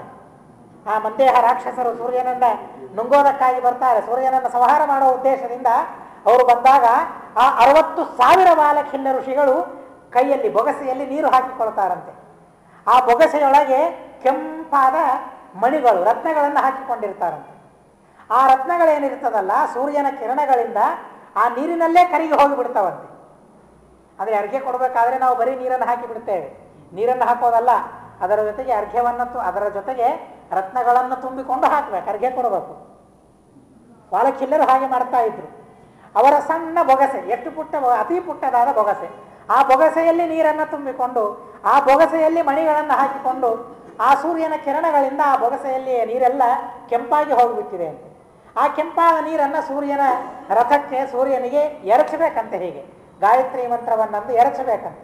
ಕೆಂಪಾದ ನೀರು ಸೂರ್ಯನ ಮೇಲೆ ಬಿತ್ತು, ಹೀಗಾಗಿ ಸೂರ್ಯ ಕೆಂಪಾದ ಅಂತ ವರ್ಣನೆ ಮಾಡ್ತಾರೆ ಅವರು. ಎಲ್ಲಿದೆ ಹೇಗೆ ಅಂದರೆ ಅದು ಉತ್ಪ್ರೇಕ್ಷ ಚಿಂತನೆ ಮಾಡೋದು ಇದೊಂದು ಸುಂದರ. ಆದರೆ ವಾಲಖಿಲ್ಯ ಋಷಿಗಳು ಅಷ್ಟು ಅದ್ಭುತವಾದ ರೀತಿಯಲ್ಲಿ ಸೂರ್ಯನಿಗೆ ಅರ್ಘ್ಯವನ್ನು ಕೊಟ್ಟು ಬಂದ ದೈತ್ಯರನ್ನೆಲ್ಲ ಸಂಹಾರ ಮಾಡ್ತಾರೆ ಅಂತನ್ನೋ ಕಥೆಯನ್ನ ಈ ಉತ್ಪ್ರೇಕ್ಷೆಯಲ್ಲಿ ಬಹಳ ಸುಂದರವಾಗಿ ಅವರು ತಿಳಿಸ್ತಾರೆ. ಕಥೆಯನ್ನು ತಿಳಿಸಿರಬೇಕು, ಸೂರ್ಯ ಯಾಕೆ ಕೆಂಪಾದ ಅನ್ನೋದಕ್ಕಾಗಿ ಒಂದು ಉತ್ಪ್ರೇಕ್ಷೆಯನ್ನು ಕಲ್ಪನೆಯನ್ನು ಮಾಡಿರಬೇಕು. ನಾರಾಯಣಾಚಾರ್ಯರು ಅಷ್ಟು ಅದ್ಭುತವಾಗಿ ಸೂರ್ಯ ಕೆಂಪಾದ ಬಗೆಯನ್ನ ವರ್ಣನೆ ಮಾಡಿ ನಮಗೆ ತಿಳಿಸ್ತಾರೆ. ಸಾಯಮಂತಿಕ ಚರನ್ ಮುನಿಪಾಲಿ ಗೀತ ಸಾಮನಿನದೇನ ಶತಾಂಗೆ ವಿದ್ರುತಾರುಣ ಮಣಿ ಜಲಸೇಖಾ ತಲೋಹಿತಾಯತಿ ಸರೋರುಹ ಬಂಧು. ಮತ್ತೊಂದು ಮಾತನ್ನು ಹೇಳ್ತಾರೆ, ಸೂರ್ಯ ರಕ್ತನಾಗಿ ಅಸ್ತನಾಗ್ತಾ ಇದ್ದಾನೆ. ಯಾಕೆ ಅಂದರೆ ಅದು ಅವನ ಸ್ವಭಾವ ಅಂತ ಹೇಳ್ತಾರೆ. ರಕ್ತನಾಗಿ ಇರೋದು ಅವನ ಸ್ವಭಾವ, ಭಕ್ತನಾಗಿ ಇರೋದು ಸೂರ್ಯನ ಸ್ವಭಾವ ಅನ್ನೋದಕ್ಕಾಗಿ ರಕ್ತನಾಗಿ ಅಸ್ತನಾಗ್ತಾ ಇದ್ದಾನೆ ಅಂತ ಹೇಳ್ತಾರೆ. ಏನೇನು ಸಾಧನೆ ಮಾಡಿದ್ದಾರೆ ಸೂರ್ಯ ಬಂದ ಮೇಲೆ ಅಂತಂದರೆ ಅದಕ್ಕೆ ತಿಳಿಸ್ತಾರೆ, ನಿರ್ಧುತಾಖಿಲ ತಮಃ. ತಾನು ಹುಟ್ಟಿದ ತಕ್ಷಣ ಪ್ರಾರಂಭ ಮಾಡ್ತಾನೆ ಕತ್ತಲನ್ನು ನಿವಾರಣೆ ಮಾಡೋದಕ್ಕಾಗಿ. ಹೇಳೋದಿಲ್ಲ ನಾನು ಬರ್ತಾ ಇದ್ದೇನೆ ಕತ್ತಲು ಓಡಿ ಹೋಗ್ರಿ, ಸೂರ್ಯ ಹೇಳೋದಿಲ್ಲ. ಸೂರ್ಯ ಬಂದ ಅಂತ ಅಂದರೆ ಬೆನ್ನು ಮಾಡಿ ಓಡಿ ಹೋಗ್ಬಿಡ್ತದೆ ಕತ್ತಲು. ನಿರ್ಧುತಾಖಿಲ ತಮಃ. ಯಾವತ್ತಿನಿಂದ? ನಿಜ ಜನ್ಮಾರಭ್ಯ. ಸಾಧನೆಯನ್ನು ಮಾಡುವ ಬಗೆಯನ್ನು ಉತ್ಪ್ರೇಕ್ಷೆ ಮಾಡ್ತಾರೆ ನಾರಾಯಣಾಚಾರ್ಯರು. ಸೂರ್ಯ ಹುಟ್ಟಿದಂದಿನಿಂದ ತಮಸ್ಸನ್ನು ಕಳೆಯುವ ವ್ಯಾಪಾರದಲ್ಲಿ ತೊಡಗಿ ಬಿಡ್ತಾನಂತೆ. ಆ ಪ್ರಯತ್ನದಲ್ಲಿ ವ್ಯಾಪಾರವುಳ್ಳವನಾಗ್ತಾನಂತೆ ಸೂರ್ಯ. ತಮಸ್ಸು ಅರ್ಥಾತ್ ಏನಾದರೂ ತಮಸ್ಸು ಅಂತಂದರೆ ಕತ್ತಲು ಅಂತ ಅರ್ಥ. ಸಾಧಕರು ಹೇಗಿರಬೇಕು? ಇನ್ನೂ ಸಣ್ಣ ವಯಸ್ಸಿದೆ ಬಿಡು, ಯಾಕೆ ಉಪವಾಸ, ಯಾಕೆ ಏಕಾದಶಿ, ಯಾಕೆ ಇಷ್ಟು ಲಘು ಅವನಿಗೆ ಸ್ತೋತ್ರ ಮಂತ್ರ ಹೇಳ್ಕೊಡ್ತಾ ಇದ್ದೀರಿ, ಎಲ್ಲಾದರೂ ಹೊರಗೆ ಕಳಿಸ್ರಿ, ಲೌಕಿಕ ವಿದ್ಯೆಯನ್ನು ಅಭ್ಯಾಸ ಮಾಡಲಿ ಅಂತ ಹೇಳಿ ನಾವಂದರೆ ಅಲ್ಲ ಅಂತ ಹೇಳ್ತಾರೆ. ಸಾಧನೆ ಮಾಡೋದು ಯಾವಾಗೋ ಮುಂದೆ ಅಲ್ಲ, ನಿಜ ಜನ್ಮ ಆರಭ್ಯ. ನಿಜ ಜನ್ಮ ಆರಭ್ಯ ಇನ್ನೊಂದು ಸುಂದರವಾದ ಅರ್ಥವನ್ನು ನಾವಲ್ಲಿ ತಿಳಿದುಕೊಳ್ಳಬಹುದು. ನಿಜ ಜನ್ಮ ಆರಭ್ಯ. ಸೂರ್ಯ ತನ್ನ ಉದಯ ಯಾವಾಗ ಆಗಿದೆ ಆ ಕ್ಷಣದಲ್ಲಿಯೇನೆ ಕತ್ತಲನ್ನು ಓಡಿಸ್ಲಿಕ್ಕೆ ಪ್ರಾರಂಭ ಮಾಡಿದ.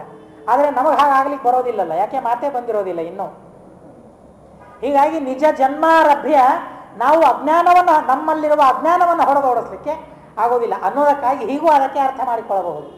ನಿಜ ಜನ್ಮ ಅನ್ನೋದಕ್ಕೆ ತನ್ನ ಜನ್ಮ ಅಂತ ಒಂದರ್ಥ, ಅಥವಾ ನಿಜ ಜನ್ಮ ಅಂತ ಅಂದರೆ ನಿಜ ಅನ್ನೋದಕ್ಕೆ ನಾವು ಬಳಸ್ತೀವಲ್ಲ ಕನ್ನಡದಲ್ಲಿ ನಿಜ, ಹೌದು ನಿಜ ಅಂತಂತೀವಲ್ಲ, ಸತ್ಯ. ನಾವು ಹುಟ್ಟಿದ್ದೇನಿದೆ ಅಲ್ಲ ಅದು ನಿಜವಾದ ಜನ್ಮ ಅಲ್ಲ, ಅದು ಅಸತ್ಯವಾದ ಜನ್ಮ. ನಿಜವಾದ ಜನ್ಮ ಯಾವುದು ಅಂತಂದರೆ ಅದೇ ಉಪನಯನ ಅನ್ನೋದಕ್ಕಾಗಿಯೇ ದ್ವಿಜ ದ್ವಿಜ ಅಂತ ನಮ್ಮನ್ನು ಕರೀತಾರೆ. ಎರಡನೇ ಸಲ ಹುಟ್ಟುತ್ತೇವೆ ನಾವು ಉಪನಯನವನ್ನು ಮಾಡಿಕೊಂಡ ಮೇಲೆ. ಹಾಗಾದರೆ ನಿಜವಾದ ಜನ್ಮ ಯಾವುದು? ನಮಗೆ ಉಪನಯನವನ್ನು ಮಾಡಿಕೊಂಡಾಗ ಏನು ಜನ್ಮವನ್ನು ತಾಳ್ತೀವಲ್ಲ ಅದು ನಮಗೆಲ್ಲ ನಿಜವಾದ ಜನ್ಮ. ಹೀಗಾಗಿ ನಾವೆಲ್ಲ ಯಾವಾಗ ಅಜ್ಞಾನವನ್ನು, ನಮ್ಮಲ್ಲಿರುವ ಅಜ್ಞಾನವನ್ನು ಹೊಡೆದೋಡಿಸೋದಕ್ಕಾಗಿ ಪ್ರಯತ್ನವನ್ನು ಮಾಡಬೇಕು ಅಂತಂದರೆ ನಿಜ ಜನ್ಮಾರಭ್ಯ. ನಾವು ಯಾವಾಗ ಎರಡನೇ ಸಲ ಹುಟ್ಟಿದ್ದೇವೆ, ಉಪನಯನವನ್ನು ಮಾಡಿಕೊಂಡಿದ್ದೇವೆ, ಆ ಕ್ಷಣದಲ್ಲಿಯೇ ನಮ್ಮಲ್ಲಿರುವ ಕತ್ತಲನ್ನು ಹೊಡೆದು ಓಡಿಸೋದಕ್ಕಾಗಿ ತತ್ವಜ್ಞಾನವನ್ನು ಪಡೆಯುವ ವ್ಯಾಪಾರವನ್ನು ನಾವು ಮಾಡಿಕೊಳ್ಳಬೇಕು. ಗುರುಗಳಲ್ಲಿ ಹೋಗಿ ಶಿಷ್ಯವೃತ್ತಿಯನ್ನು ಅವಲಂಬಿಸಬೇಕು ಅಂತನ್ನೋ ಅದ್ಭುತವಾದ ಪ್ರಮೇಯವನ್ನು ಅವರು ತಿಳಿಸೋದಕ್ಕಾಗಿ ಎರಡೂ ಕಡೆಗೆ ಹೊಂದುವಂತಹ ಶಬ್ದಗಳನ್ನು ಇಟ್ಟಿದ್ದಾರೋ ಏನೋ. ನಿಜ ಜನ್ಮಾರಭ್ಯ, ತಾನು ಹುಟ್ಟಿದ ಪ್ರಾರಂಭ ಮಾಡಿ ಸೂರ್ಯ ಆ ಕೆಲಸವನ್ನು ಮಾಡ್ತಾನೆ. ಆದರೆ ನಮಗೆ ಆ ಸಾಮರ್ಥ್ಯ ಇಲ್ಲ ಅನ್ನೋದಕ್ಕಾಗಿ ನಮ್ಮ ನಿಜವಾದ ಜನ್ಮ ಉಪನಯನ. ಆ ಉಪನಯನದಿಂದ ನಮ್ಮ ಅಜ್ಞಾನವನ್ನು ಪರಿಹಾರ ಮಾಡಿಕೊಳ್ಳೋದಕ್ಕಾಗಿ ಶಿಷ್ಯವೃತ್ತಿಯನ್ನು ನಾವು ಮಾಡಬೇಕು, ವೇದಾಧ್ಯಯನವನ್ನು ನಾವು ಮಾಡಬೇಕು. ತನ್ಮುಖಾಂತರ ನಮ್ಮ ಅಜ್ಞಾನವನ್ನು, ಎಲ್ಲರ ಅಜ್ಞಾನವನ್ನು ಹೊಡೆದೋಡಿಸುವ ಪ್ರಯತ್ನವನ್ನು ನಾವು ಮಾಡಬೇಕು ಅಂತನ್ನೋ ಸಂದೇಶವನ್ನು ನಾರಾಯಣಾಚಾರ್ಯರು ತಿಳಿಸ್ತಾರೆ. ನಿರ್ಧುತಾಖಿಲ ತಮಃ ನಿಜ ಜನ್ಮಾರಭ್ಯ. ಮೊದಲನೇದ್ದು ನಮ್ಮಲ್ಲಿರುವ ಅಜ್ಞಾನವನ್ನು ಹೊಡೆದೋಡಿಸ್ಕೊಳ್ಬೇಕು. ಯಾವಾಗಿನಿಂದ? ನಿಜ ಜನ್ಮಾರಭ್ಯ. ಆಮೇಲೆ ಇನ್ನೊಂದು ಮಾಡಬೇಕು ಅಂತ ಹೇಳ್ತಾರೆ. ಬರೀ ಜ್ಞಾನ ಇದ್ರೆ ಸಾಕಾಗೋದಿಲ್ಲ ಅಂತ ಅಂತಾರೆ, ಬರೀ ಪಾಂಡಿತ್ಯ ಉಪಯೋಗ ಇಲ್ಲ.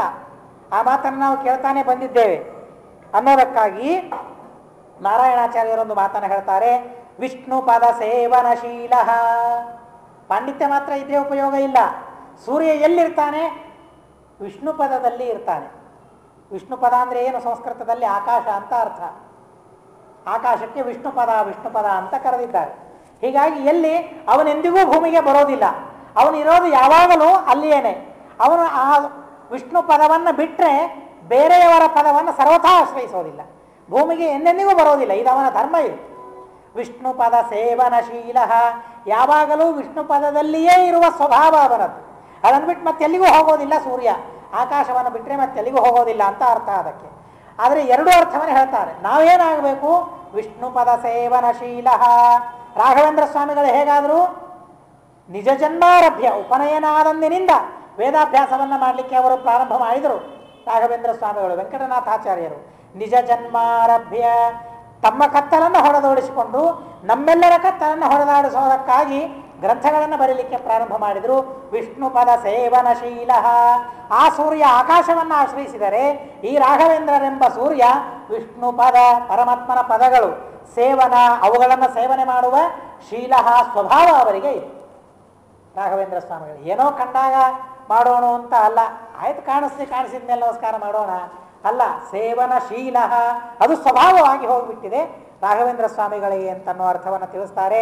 ಸ್ವಸ್ವರೂಪ ಮಗವತ್ ಪರಮಾವಿರ್ಭೂತಮೇಶ ಮಿಹಿರಃ ಅರುಣಭಾವಂ.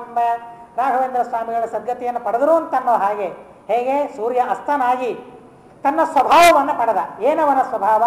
ಕೆಂಪಾಗಿ ಇರೋದೇ ಅವನ ಸ್ವಭಾವ. ಹುಟ್ಟುವಾಗ ಹೇಗಿದ್ದಾನೆ ಹಾಗೆ ಸಾಯುವಾಗ ಇರ್ತಾನೆ, ಅಸ್ತನಾಗುವಾಗ ಇರ್ತಾನೆ, ಅರ್ಥಾತ್ ಅದವನ ಸ್ವಭಾವ. ಹೀಗಾಗಿ ತನ್ನ ಸ್ವಭಾವವನ್ನು ಸೂರ್ಯ ಹೇಗೆ ಪಡೆದ ಹಾಗೆ ರಾಘವೇಂದ್ರ ಸ್ವಾಮಿಗಳು ಕೂಡ ತಮಗೆ ಯೋಗ್ಯವಾದ ಸದ್ಗತಿಯನ್ನು ಪಡೆದರು ಅಂತ ಈ ಮುಖಾಂತರ ಮುಂದಿನ ಕಥೆಯನ್ನು ಹೀಗೆ ನಮಗೆ ತಿಳಿಸ್ತಾ ಇದ್ದಾರೆ. ಸಾಂಧ್ಯರಾಗಮಯ ಪಾವಕದೀಪ್ತಂ ಲೋಕಮೀಕ್ಷ ಶಕುನಾ ಭಯಮೂಢಾ ಪ್ರಾದ್ರವನ್ ಝಡಿತಿ ಶಾವಕ ವರ್ಗಂ ವೀಕ್ಷಿತುಂ ವಿಹಿತ ಭೂರಿನಿನಾದಾ. ಸೂರ್ಯ ಕೆಂಪಾದ ತಕ್ಷಣ ದಿಗ್ದಿಗಂತಗಳೆಲ್ಲ ಕೆಂಪಾಗಿ ಹೋಗಿಬಿಟ್ಟಿವೆ. ಪಕ್ಷಿಗಳು ತಮ್ಮ ತಮ್ಮ ಗೂಡುಗಳಿಗೆ ಹೊರಟು ಹೋಯ್ತಂತೆ, ತಮ್ಮ ಗೂಡುಗಳಿಗೆ ಹೋಗ್ತಾ ಇದೆ. ಇದು ಯಾಕೆ ತಮ್ಮ ಗೂಡುಗಳಿಗೆ ಹೋಗ್ತಾ ಇವೆ ಪಕ್ಷಿಗಳು? ಒಂದ್ಸಲ ಆಲೋಚನೆ ಮಾಡಿದ್ರಂತೆ ನಾರಾಯಣಾಚಾರ್ಯರು. ಆಲೋಚನೆ ಮಾಡಿ ಅವರು ಹೇಳ್ತಾ ಇದ್ದಾರೆ, ಪಕ್ಷಿಗಳಿಗೆಲ್ಲ ಭಯ ಆಯ್ತಂತೆ. ಏನು ಭಯ ಆಯಿತು? ಎಲ್ಲ ದಿಗ್ದಿಗಂತ್ಯಗಳಿಗೆಲ್ಲ ಬೆಂಕಿ ಹತ್ತಿ ಉರಿತಾ ಇದೆ.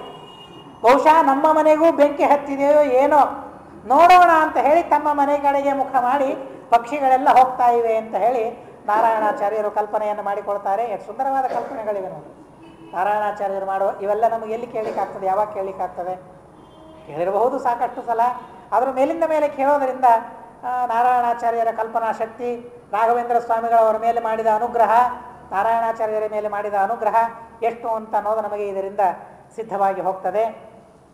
ಅಂಬರಾಭಿದ ಹರಿನ್ಮಣಿ ಪಾತ್ರೆ ಶಂಖ ವಿಷ್ಣು ಪದವಾರಿದಧಾರಂ ಹೇಮಭಾಜನ ಯುಗಂ ಶಶಿಭನ್ವೋಹ ಮಂಡಲಧ್ವಜನಿದಂ ಕಲಯಾಮಹ. ಅವತ್ತು ಹುಣ್ಣಿಮೆ, ಬಹುಶಃ ಅವರು ಬರೆಯಬೇಕಾದ ಪ್ರಸಂಗ ಹುಣ್ಣಿಮೆಯಲ್ಲಿ ಕುಳಿತುಕೊಂಡಿದ್ದಾರೆ. ಅದೇನು ಬೇಕಾಗಿಲ್ಲ ನಿಜವಾಗಿ ಅವರಿಗೆ, ಸುಮ್ಮನೆ ನಮ್ಮ ಆಲೋಚನೆ ಅಷ್ಟೇ. ಹುಣ್ಣಿಮೆಯಲ್ಲಿ ಕುಳಿತುಕೊಂಡಿದ್ದಾರೆ. ಸಾಮಾನ್ಯವಾಗಿ ಪ್ರಕೃತಿಯನ್ನು ನೋಡಿದ ಕವಿಗಳಿಗೆ ಒಳಗಿರುವ ಅಂತಃಶಕ್ತಿ, ಅಂತಃಪ್ರಜ್ಞೆ ಅದು ಹೊರಗೆ ಬಂದು ಬಿಡುತ್ತದೆ. ಮಾತಿನ ರೂಪದಲ್ಲಿ, ಕಾವ್ಯದ ರೂಪದಲ್ಲಿ ಹೊರಗೆ ಬಂದು ಬಿಡುತ್ತದೆ. ಹುಣ್ಣಿಮೆಯ ದಿವಸ ಹೊರಗೆ ಕೂತು ಬಿಟ್ಟಿದ್ದಾರೆ ನಾರಾಯಣಾಚಾರ್ಯರು. ನೋಡ್ತಾ ಇದ್ದಾರೆ, ಆಕಾಶವೆಲ್ಲ ನೀಲವಾಗಿ ಇದೆ. ಪಶ್ಚಿಮಕ್ಕೆ ಸೂರ್ಯ, ಪೂರ್ವಕ್ಕೆ ಚಂದ್ರ. ಒಂದೊಂದು ಕಡೆಗೆ ಸೂರ್ಯ ಚಂದ್ರ ಇಬ್ಬರೂ ಇದ್ದಾರೆ. ಇಬ್ಬರೂ ಕೆಂಪಾಗಿ ಇದ್ದಾರೆ, ಇಬ್ಬರೂ ರಕ್ತವರ್ಣದಲ್ಲಿ ಇಬ್ಬರೂ ಇದ್ದಾರೆ. ಒಂದು ಸಲ ನೋಡ್ತಾರೆ ನಾರಾಯಣಾಚಾರ್ಯರು, ನೋಡಿ ಅದರ ಮೇಲೆ ಕಲ್ಪನೆ ಮಾಡ್ತಾರೆ, ಇದು ಯಾಕೆ ಹೀಗಾಗಿದೆ ಅಂತ ಬಹಳ ಅದ್ಭುತವಾದ ವರ್ಣನೆಯನ್ನು ಮಾಡ್ತಾರೆ ಅವರು. ಅಂಬರಾಭಿದ ಹರಿನ್ಮಣಿ ಪಾತ್ರೆ. ಇದೇನು ನೀಲ ಆಕಾಶ ಇದೆಯಲ್ಲ, ಇದು ಆಕಾಶ ಅಲ್ಲ ಅಂತಂತಾರೆ ಅವರು. ಕವಿಗಳ ಶಕ್ತಿ ಅದು. ಇದು ಆಕಾಶ ಅಲ್ಲ. ಹಾಗಾದ್ರೆ ಏನದು? ಅದು ಇಂದ್ರನೀಲಮಣಿಯಿಂದ ನಿರ್ಮಿತವಾದ ಒಂದು ತಟ್ಟೆ ಅಂತ ಹೇಳ್ತಾರೆ. ಅಂಬರಾಭಿದ ಹರಿನ್ಮಣಿ ಪಾತ್ರೆ. ಹರಿನ್ಮಣಿ ಅಂತಂದ್ರೆ ಇಂದ್ರನೀಲಮಣಿ, ನೀಲ ಬಣ್ಣದಲ್ಲಿ ಇರ್ತದೆ. ಆಕಾಶ ಹೇಗೆ ನೀಲಿ, ಹಾಗೆ ಅದೇ ನೀಲ ವರ್ಣದಲ್ಲಿ ಆ ಮಣಿ ಇರ್ತದಂತೆ. ಎಲ್ಲಿ ನೋಡ್ಲಿಕ್ಕೆ ಸಿಗ್ತದೆ? ಸಿಗೋದಿಲ್ಲ. ಕವಿಗಳು ಹೇಳ್ತಾರೆ, ಕೇಳಬೇಕಷ್ಟೇ ನಾವು. ಅಂಬರಾಭಿದ ಹರಿನ್ಮಣಿ ಪಾತ್ರೆ, ಅಂಥ ಅದ್ಭುತವಾದ ದೊಡ್ಡ ಪಾತ್ರೆಯಲ್ಲಿ ಶಂಖ ವಿಷ್ಣು ಪದವಾರಿದಧಾನಮ್ಮ. ಈ ಕಡೆಗೆ ಒಂದು ಪಾತ್ರೆ, ಆ ಕಡೆಗೆ ಒಂದು ಪಾತ್ರೆ ಅಂತೆ. ಸೂರ್ಯಚಂದ್ರ ಪೂರ್ವ ಪಶ್ಚಿಮದಲ್ಲಿ ಒಂದೊಂದು ಪಾತ್ರೆಗಳವು. ಸೂರ್ಯಚಂದ್ರ ಅಲ್ಲ, ಸೂರ್ಯಚಂದ್ರ ಮಂಡಲಗಳಲ್ಲ ಅವು. ಒಂದು ಕಡೆಗೆ ಒಂದು ಪಾತ್ರೆ, ಮತ್ತೊಂದು ಕಡೆಗೆ ಮತ್ತೊಂದು ಪಾತ್ರೆ. ಏನಿದೆ ಆ ಪಾತ್ರೆಯಲ್ಲಿ? ಚಂದ್ರ ಅನ್ನೋ ಒಂದು, ಚಂದ್ರ ಅಂತ ನೀವೇನು ತಿಳಿದಿದ್ದಾರಲ್ಲ, ಆ ಪಾತ್ರೆಯಲ್ಲಿ ಶಂಖೋದಕ ಇದೆ ಅಂತೆ. ಆಮೇಲೆ ಸೂರ್ಯ ಅಂತ ಅನ್ನೋ ಒಂದು ಪಾತ್ರೆ ಏನಿದೆಯಲ್ಲ, ಆ ಪಾತ್ರೆಯಲ್ಲಿ ವಿಷ್ಣು ಪಾದೋದಕ ತೀರ್ಥ ಇದೆ ಅಂತೆ. ಹೀಗಾಗಿ ಒಂದು ತಟ್ಟೆಯಲ್ಲಿ ಒಂದು ಕಡೆಗೆ ಶಂಖೋದಕ, ಒಂದು ಕಡೆಗೆ ತೀರ್ಥದ ಪಾತ್ರೆಗಳನ್ನು ನಾವು ಇಟ್ಟಿರ್ತೀವಲ್ಲ, ಹಾಗೆ ಅದು ಕಾಣಿಸ್ತಾ ಇದೆ ಅಂತ. ಸಮಯ ಎಂಬ ಪುರುಷ, ಸಮಯ ಎಂಬ ಅರ್ಚಕ ಆ ಇಂದ್ರನೀಲಮಣಿಮಯವಾದ ಪಾತ್ರೆಯಲ್ಲಿ ಒಂದು ಕಡೆಗೆ ಚಂದ್ರನೆಂಬ ಪಾತ್ರದಲ್ಲಿ ಶಂಖೋದಕವನ್ನ, ಇನ್ನೊಂದು ಕಡೆಗೆ ಸೂರ್ಯನೆಂಬ ಪಾತ್ರೆಯಲ್ಲಿ ತೀರ್ಥವನ್ನು ಹಾಕಿಕೊಂಡು ತೆಗೆದುಕೊಳ್ಳೋದಕ್ಕಾಗಿ ಇಟ್ಟುಕೊಂಡಿದ್ದಾನೋ ಏನೋ ಅನ್ನೋ ಹಾಗೆ ನನಗೆ ಕಾಣಿಸ್ತಾ ಇದೆ ಅಂತ ಆ ನಾರಾಯಣಾಚಾರ್ಯರು ಆ ಸಂಜೆಯನ್ನು ಬಹಳ ಸುಂದರವಾಗಿ ವರ್ಣನೆ ಮಾಡ್ತಾರೆ. ಇನ್ನೊಂದು ವರ್ಣನೆ ಇದೆ, ಬಹಳ ಸುಂದರವಾದ ವರ್ಣನೆ. ಪೂರ್ವಭೂಮಿ ಧರಗಾಧಿಸುತೇನ ಪ್ರೇರಿತಂ ಮರವಿಮಯಾಬ್ಜಭವಸ್ತ್ರಂ ತದ್ಗ್ರಸತ್ಯಫಲಶೈಲವಶಿಷ್ಠೆ ಕೋಪವನ್ನಿರಿವ ಸಂಧ್ಯ ಮರೀಚಿ. ನಾರಾಯಣಾಚಾರ್ಯರು ಅಂತಾರೆ, ಈ ಪೂರ್ವಾಚಲ ಏನಿದೆಯಲ್ಲ, ಸೂರ್ಯ ಉದಯಿಸುವ ಪರ್ವತ, ಆ ಪೂರ್ವಾಚಲ, ಆ ಪೂರ್ವಾಚಲ ಮತ್ತೆ ಯಾರೋ ಅಲ್ಲ, ಅವನು ವಿಶ್ವಾಮಿತ್ರ ಅಂತ ಹೇಳ್ತಾರೆ. ಅವರು ವಿಶ್ವಾಮಿತ್ರ ಅಂತ ಹೇಳ್ತಾರೆ ಪೂರ್ವಾಚಲ. ಆ ಪೂರ್ವಾಚಲ ಎಂಬ ವಿಶ್ವಾಮಿತ್ರ ಸೂರ್ಯ, ಯಾರು ಸೂರ್ಯ ಅಂತ ಅಂದರೆ ಮತ್ತಾರೂ ಅಲ್ಲ, ಸೂರ್ಯ ಮತ್ತಾರೋ ಅಲ್ಲ, ಸೂರ್ಯನೇ ಬ್ರಹ್ಮಾಸ್ತ್ರ ಅಂತ ಹೇಳ್ತಾರೆ. ಉರಿಯುವ ಪ್ರಜ್ವಲವಾದ ಬ್ರಹ್ಮಾಸ್ತ್ರ ಅದು. ಆ ಪೂರ್ವಾಚಲ ಎಂಬ ವಿಶ್ವಾಮಿತ್ರ ಸೂರ್ಯನೆಂಬ ಬ್ರಹ್ಮಾಸ್ತ್ರವನ್ನ, ಆ ಅಸ್ತಾಚಲ ಯಾರೋ ಅವರೇ ವಸಿಷ್ಠರು, ಆ ವಸಿಷ್ಠರೆಂಬ ಅಸ್ತಾಚಲಕ್ಕೆ ಬಿಟ್ಟಾಗ ಆ ಬ್ರಹ್ಮಾಸ್ತ್ರವನ್ನೂ ಸಹ ವಸಿಷ್ಠರು ಕುಳಿತಲ್ಲಿಯೇನೆ ಸುಲಭವಾಗಿ ನುಂಗಿ ಹಾಕಿ ಬಿಡ್ತಾ ಹೇಗೆ ಇದೆಯೋ ಹಾಗೆ ಕಾಣಿಸ್ತಾ ಇದೆ. ವಿಶ್ವಾಮಿತ್ರ ಬ್ರಹ್ಮಾಸ್ತ್ರವನ್ನ ಬಿಟ್ಟಾಗ ಆ ವಸಿಷ್ಠರು ಅದನ್ನು ಹೇಗೆ ನುಂಗಿದರೂ ಗೊತ್ತಿಲ್ಲಲ್ಲ ನಿಮಗೆ, ನೋಡ್ರಿ ಅಂತ ತೋರಿಸ್ತಾರೆ. ಈ ಪೂರ್ವಾಚಲ ಎಂಬ ವಿಶ್ವಾಮಿತ್ರ ಈ ಸೂರ್ಯನೆಂಬ ಬ್ರಹ್ಮಾಸ್ತ್ರವನ್ನ ಬಿಟ್ಟಾಗ ಅಪರಾಚಲ ಅಸ್ತಾಚಲ ಎಂಬ ವಸಿಷ್ಠರು ಆ ಸೂರ್ಯನನ್ನ ನುಂಗುತ್ತಾ ಇದ್ದಾರಲ್ಲ, ತಮ್ಮಲ್ಲಿ ಸೇರಿಸಿಕೊಳ್ತಾ ಇದ್ದಾರಲ್ಲ, ಆ ಅಸ್ತ್ರವನ್ನ ಹೇಗೆ ಕಾಣಿಸ್ತಾ ಇದೆಯಲ್ಲ, ಹೀಗೇ ಆ ಪ್ರಸಂಗ ಇದೆ. ನೆನಪು ಮಾಡಿಕೊಳ್ಳ್ರಿ ವಸಿಷ್ಠರ ಶಕ್ತಿಯನ್ನ ಅಂತ ಹೇಳಿ ಆ ಕಥೆಯನ್ನ ಈ ವಾತಾವರಣದ ಮುಖಾಂತರ, ಈ ಪ್ರಸಂಗದ ಮುಖಾಂತರ ನಮಗೆ ಅವರು ನೆನಪು ಮಾಡಿಕೊಡ್ತಾರೆ. ಅರ್ಚಯನ್ ಮಧುಕರಚ್ಛಲ ಶಾಲಿಗ್ರಾಮಮೇಶ ಸಮಯಾಭಿಧ ಯೋಗಿ ಸಾಯಮಂಬುಜ ಸಮುದ್ಗಮ ಮಧ್ಯೆ ಸನ್ನಿಧಾಯ ವಿದಧೇಸ್ಯ ಚ ಮುದ್ರಾಂ. ಸೂರ್ಯಾಸ್ತನಾಗ್ತಾ ಇದ್ದಾನೆ, ಕಮಲಗಳೆಲ್ಲ ಮುಕುಲಿತ ಆಗ್ತಾ ಇವೆ, ಮುಡುಚಿಕೊಳ್ತಾ ಇವೆ, ಮುದುಡ್ತಾ ಇವೆ. ಅಲ್ಲೆಲ್ಲ ಮುದುಡುವಾಗ ಏನು ಮಜಾ ಆಗಿದೆ ಅಲ್ಲಿ ಅಂತ ಅಂದರೆ, ಭ್ರಮರಗಳು ಆ ಕಮಲದಲ್ಲಿ ಅದ್ಭುತವಾದ ರಸವನ್ನು ಹೀರೋದಕ್ಕಾಗಿ ಕುಳಿತುಕೊಂಡಿದೆ. ಇನ್ನೂ ಸೂರ್ಯ ಇದ್ದಾನಲ್ಲ, ಇಷ್ಟು ಬೇಗ ಅದು ಮುಚ್ಕೊಳ್ಳೋದಿಲ್ಲ ಅಂತ ಹೇಳಿ ಒಳಗೇ ಕುಳಿತುಕೊಂಡು ಆ ಮಧುವನ್ನು ಹೀರೋದರಲ್ಲಿ ಭಾರಿ ತಲ್ಲೀನವಾಗಿ ಹೋಗಿಬಿಟ್ಟಿದೆ ಆ ಮಧುಪ ಭ್ರಮರಗಳು. ಅಷ್ಟರಲ್ಲಿ ಸೂರ್ಯಾಸ್ತ ಆಗಿ ಹೋಗಿಬಿಟ್ಟಿದೆ. ಆ ಭ್ರಮರಗಳು ಸಹ ಒಳಗೆ ಹಾಗೆ ಉಳಿದುಕೊಂಡ್ಬಿಟ್ಟಿದೆ. ಒಬ್ಬ ಕವಿ ಇದನ್ನು ಬಹಳ ಸುಂದರವಾಗಿ ವರ್ಣನೆ ಮಾಡ್ತಾರೆ.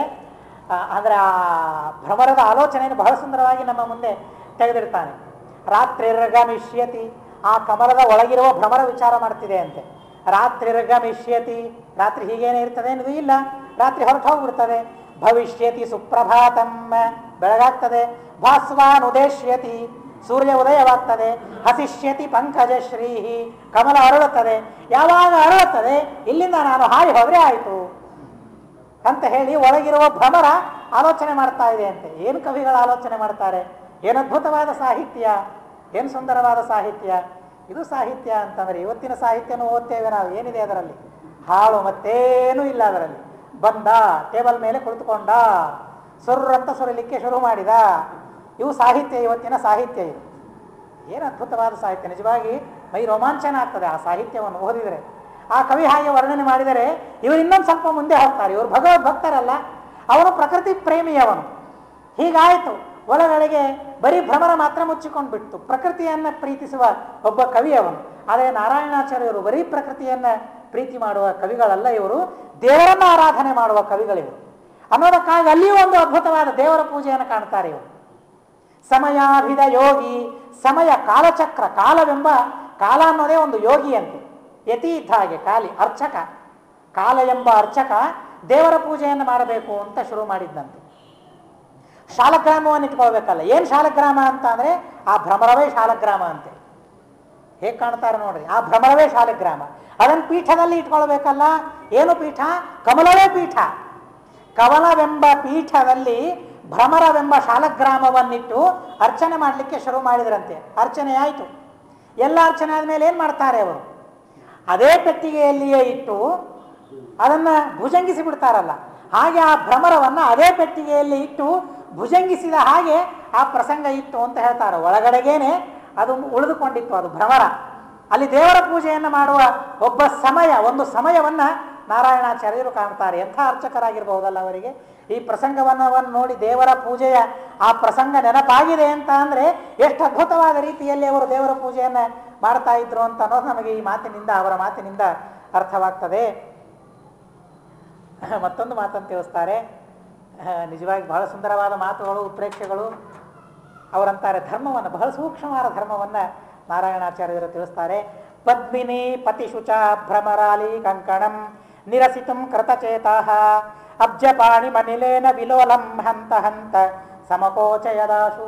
ನಿಜವಾಗಿ ಸೂರ್ಯಾಸ್ತದ ಸೂರ್ಯೋದಯದ ವರ್ಣನೆಗಳನ್ನೆಲ್ಲ ಒಟ್ಟೊಟ್ಟಿಗೆ ಮಾಡಿ ಇಟ್ಟರೆ ಬಹಳ ಅದ್ಭುತವಾದ ಕಾವ್ಯವಾಗಿ ಹೋಗಿಬಿಡ್ತದೆ. ಎಲ್ಲ ಕಾವ್ಯಗಳಲ್ಲಿಯ ಸೂರ್ಯಾಸ್ತ ಸೂರ್ಯೋದಯದ ವರ್ಣನೆಯನ್ನು ಮಾಡಿಟ್ರೆ ವರ್ಣನೆ ಮಾಡ್ತಾರೆ. ಇಲ್ಲಿ ಪದ್ಮಿನಿ ಕಮಲ ಯಾರದು? ಸೂರ್ಯನ ಹೆಂಡತಿ ಅಂತ ಕಾಣ್ತಾರೆ. ಕಮಲವನ್ನು ಸೂರ್ಯನ ಹೆಂಡತಿ ಅಂತ ಈಗ ಕಾಣ್ತಾರೆ. ಹಿಂದೆ ಅದೊಂದು ಸಂಪುಟ ಅಂತ ಕಂಡ್ರು ಆ ಪದ್ಮವನ್ನು, ಈಗ ಸೂರ್ಯನ ಹೆಂಡತಿಯನ್ನಾಗಿ ನೋಡ್ತಾ ಇದ್ದಾರೆ. ಪದ್ಮಿನಿ ಪತಿ ಶುಚ. ಸೂರ್ಯನ ಅಸ್ತ ಆಯಿತು, ಅರ್ಥಾತ್ ಸೂರ್ಯ ತನ್ನಿಂದ ದೂರ ಆದ, ಪತಿ ದೂರ ಆದ, ಪತಿ ದೇಹತ್ಯಾಗವನ್ನು ಮಾಡಿದ, ಅದಕ್ಕೆ ಹೋಲಿಸ್ತಾರೆ. ಪತಿ ಶುಚ, ನನ್ನ ಗಂಡ ದೇಹತ್ಯಾಗ ಮಾಡಿದ್ದಾನೆ ಅಂತನ್ನೋ ಶೋಕದಿಂದ ಭ್ರಮರಾಲಿ ಕಂಕಣಂ, ಆ ಪದ್ಮದ ಸುತ್ತಲೂ ಭ್ರಮರಗಳು ನಿಂತಿದ್ವಂತೆ. ಅದು ಹೇಗಿತ್ತು ಅಂತ ಅಂದರೆ ಪತಿವ್ರತಾ ಸ್ತ್ರೀ, ಸುವಾಸಿನಿ ಸ್ತ್ರೀ ಧಾರಣೆ ಮಾಡಿದ ಬಳೆಯಂತೆ ಇತ್ತು ಅಂತ ಹೇಳ್ತಾರೆ. ಆ ಪದ್ಮದ ಸುತ್ತಲೂ ಭ್ರಮರಗಳೆಲ್ಲ ಕುಳಿತುಕೊಂಡಿದ್ವು. ಸುವಾಸಿನಿ ಸ್ತ್ರೀ ಧಾರಣೆ ಮಾಡಿದ ಬಳೆ ಇದ್ದ ಹಾಗೆ ಅದು ಕಾಣ್ತಾ ಇತ್ತು, ಕವಿಗಳಿಗೆ ಕಂಡಿದೆ ಅದು.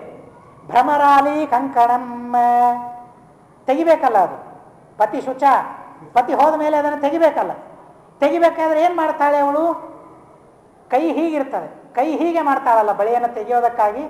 ಹಾಗೆ ಆ ಕಮಲ ತನ್ನ ಕೈಯಲ್ಲಿ ಧಾರಣೆ ಮಾಡಿದ ಕಂಕಣವನ್ನು, ಆ ಬಳೆಯನ್ನು ತೆಗೆಯೋದಕ್ಕಾಗಿ ಕೈಯನ್ನು ಹೀಗೆ ಮಡಿಚಿದಂತೆ, ಮುಡಿಸಿಕೊಂಡಂತೆ ಅದು ಮುಕುಲಿತವಾಯಿತು, ಬಾಡಿ ಹೋಗ್ತಾ ಇದೆ, ಮುದುಡಿ ಹೋಗ್ತಾ ಇದೆ ಅಂತ ಕವಿಗಳು ಕಾಣ್ತಾರೆ. ಎಷ್ಟು ಸೂಕ್ಷ್ಮವಾದ ಧರ್ಮವನ್ನು ಎಷ್ಟು ಅದ್ಭುತವಾಗಿ ನಮ್ಮ ಮುಂದೆ ತೆಗೆದಿಡ್ತಾರೆ ಇವರು ಕವಿಗಳು. ಅದ್ಭುತವಾಗಿ ಅವರು ತಿಳಿಸ್ತಾರೆ. ಭಾನುಕರ್ತಯುಗ ಧರ್ಮ ವಿಲೋಪಾತ ಜೃಂಭಿತೆ ಜಗತಿ ಶಾರ್ವರ ಪಾಪೆ ಅಸ್ಫುರಂಸ್ತತ ಇತಃ ಕಿಲ ದೀಪಾಹ ರಕ್ಷಿತಾ ಇವ ತಪಂಕುರ ರೇಖಾ. ಸೂರ್ಯಾಸ್ತಾದ, ಎಲ್ಲ ಕಡೆಗೆ ಕತ್ತಲು ಹರಡ್ತಾ ಇದೆ. ಭಾನುಕಾರ್ತಯುಗ ಧರ್ಮ ವಿಲೋಪ, ಸೂರ್ಯನೆಂಬ ಕೃತಯುಗದ ಧರ್ಮಗಳು. ಈಗ ಸೂರ್ಯನನ್ನ ಕೃತಯುಗದ ಧರ್ಮಗಳಿಗೆ ಹೋಲಿಸ್ತಾರೆ ಕವಿಗಳು. ಆ ಕೃತಯುಗದ ಧರ್ಮಗಳು ಲೋಪವಾದರೂ ಸಹ ಈ ಕಲಿಯುಗದಲ್ಲಿಯೂ ಅಲ್ಲಲ್ಲಿ ಧರ್ಮಗಳಿದೆ ಅಲ್ಲ, ಅಲ್ಪ ಅಲ್ಪ ಸ್ವಲ್ಪ ಸ್ವಲ್ಪ ಧರ್ಮಗಳು ಅಲ್ಲಲ್ಲಿ ಇನ್ನೂ ಇದೆಯಲ್ಲ. ಹಾಗೆ ಸೂರ್ಯ ಅಸ್ತಂಗತನಾದ ಎಲ್ಲ ಕಡೆಗೆ ಕಗ್ಗತ್ತಲು, ಆದರೂ ಅಲ್ಲಲ್ಲಿ ಸಣ್ಣ ಸಣ್ಣ ಮಿಣುಕು ಮಿಣುಕು ದೀಪಗಳಿದ್ವಂತೆ. ಆ ಮಿಣುಕು ದೀಪಗಳು ಸಣ್ಣ ಸಣ್ಣ ಧರ್ಮಗಳ ಹಾಗೆ ಕಾಣಿಸ್ತದಂತೆ. ಯಾಕೆ ಆ ದೀಪಗಳು, ಯಾಕೆ ಆ ಧರ್ಮಗಳು ಅಂತ ಅಂದರೆ ಮುಂದೆ ಮತ್ತೆ ಕೃತಯುಗ ಬರಬೇಕಲ್ಲ, ಆ ಕೃತಯುಗದಲ್ಲಿ ಇದೇ ಬೆಳಕು ಮತ್ತೆ ಹೆಚ್ಚಾಗಬೇಕು ಅನ್ನೋದಕ್ಕಾಗಿ ಧರ್ಮದ ಸಂರಕ್ಷಣೆಯನ್ನು ಮಾಡೋದಕ್ಕಾಗಿ ಅದನ್ನು ಬೀಜದಂತೆ ಸಂಗ್ರಹ ಮಾಡಿ ಇಟ್ಟುಕೊಂಡು ದೀಪದ ರೂಪದಲ್ಲಿ ಇಟ್ಟುಕೊಂಡಿದ್ದಾರೋ ಏನೋ ಅಂತನ್ನೋ ಹಾಗೆ ಪ್ರಕೃತಿಯ ಕವಿಗಳಿಗೆ ಕಾಣಿಸ್ತಾ ಇದೆ ಅಂತ ಹೇಳ್ತಾರೆ. ಚಂದ್ರಿಕಾಪಿ ಯದಿ ಸಂಘಟಿತ ಸ್ಯಾತ್ ದ್ವಾಂತ ದೀಪತತಿ ಸಂಗತಿ ಕಾಲೇ ಕಿಂ ತ್ರಿವೇಣಿ ಕಥಯಾಸ್ತಿ ಕವೀನಾಂ ಸ್ವಲ್ಪತೋಪಿ ಜಹತಾಂ ಪುನರುಕ್ತಿಂ. ಸಾಮಾನ್ಯವಾಗಿ 3 ಜನ ಸೇರಿದಾಗ ತ್ರಿವೇಣಿ ಸಂಗಮ ಅಂತ ಅದರ ದೃಷ್ಟಾಂತವನ್ನು ಕೊಡ್ತೇವೆ. ಯಾಕೆ ಸುಮ್ಮನೆ ತ್ರಿವೇಣಿ ಸಂಗಮವನ್ನು ನೀವು ಕೊಡ್ತೀರಿ? ಇನ್ನೊಂದು ಸಂಗಮ ಇದೆ ಅದನ್ನು ಹೇಳ್ರಿ, ಬರೀ ಒಂದೇ ಹೇಳ್ತಾ ಇರ್ತೀರ. ಯಾವಾಗಲೂ ಏನೇ ಹೇಳಿದ್ರು ತ್ರಿವೇಣಿ ಸಂಗಮ, ಪುನರುಕ್ತಿ ಇದು ಬರೋದಿಲ್ವೇನು, ಹೇಳಿದ್ದೆ ಹೇಳ್ತಾ ಹೋದರೆ. ಇನ್ನೊಂದು ದೃಷ್ಟಾಂತವನ್ನು ನಾನು ಕೊಡ್ತೇನೆ, ಅದನ್ನು ಹೇಳ್ರಿ ಇನ್ಮೇಲೆ ಅಂತ ಅಂತಾರೆ ನಾರಾಯಣಾಚಾರ್ಯರು. ಚಂದ್ರಿಕಾಪಿ ಯದಿ ಸಂಘಟಿತ ಸ್ಯಾತ್, ಈಗೇನಿದೆ ಅಲ್ಲಿ ಒಂದು ಕತ್ತಲಿದೆ, ಆಮೇಲೆ ದೀಪಗಳ ಪ್ರಕಾಶ ಇದೆ, ಎರಡರ ಸಮಾಗಮ ಆಗ್ತಾ ಇದೆ. ಕತ್ತಲಿಗೂ ದೀಪಗಳ ಪ್ರಕಾಶಕ್ಕೂ ಸಮಾಗಮ ಆಗ್ತಾ ಇದೆ. ಇದರ ಜೊತೆಗೆ ಚಂದ್ರನ ಬೆಳದಿಂಗಳೊಂದು ಬಂದರೆ ಏನಾಯ್ತು, ಆವಾಗ 3 ಆಗ್ತದೆ. ಚಂದ್ರನ ಬೆಳದಿಂಗಳು, ಕತ್ತಲು ಮತ್ತು ದೀಪದ ಬೆಳಕು 3 ಆಗಿ ಹೋಗಿಬಿಡ್ತದೆ. ಈ 3ರ ಸಂಗಮವಾಗಿ ಹೋಗಿಬಿಡ್ತದೆ.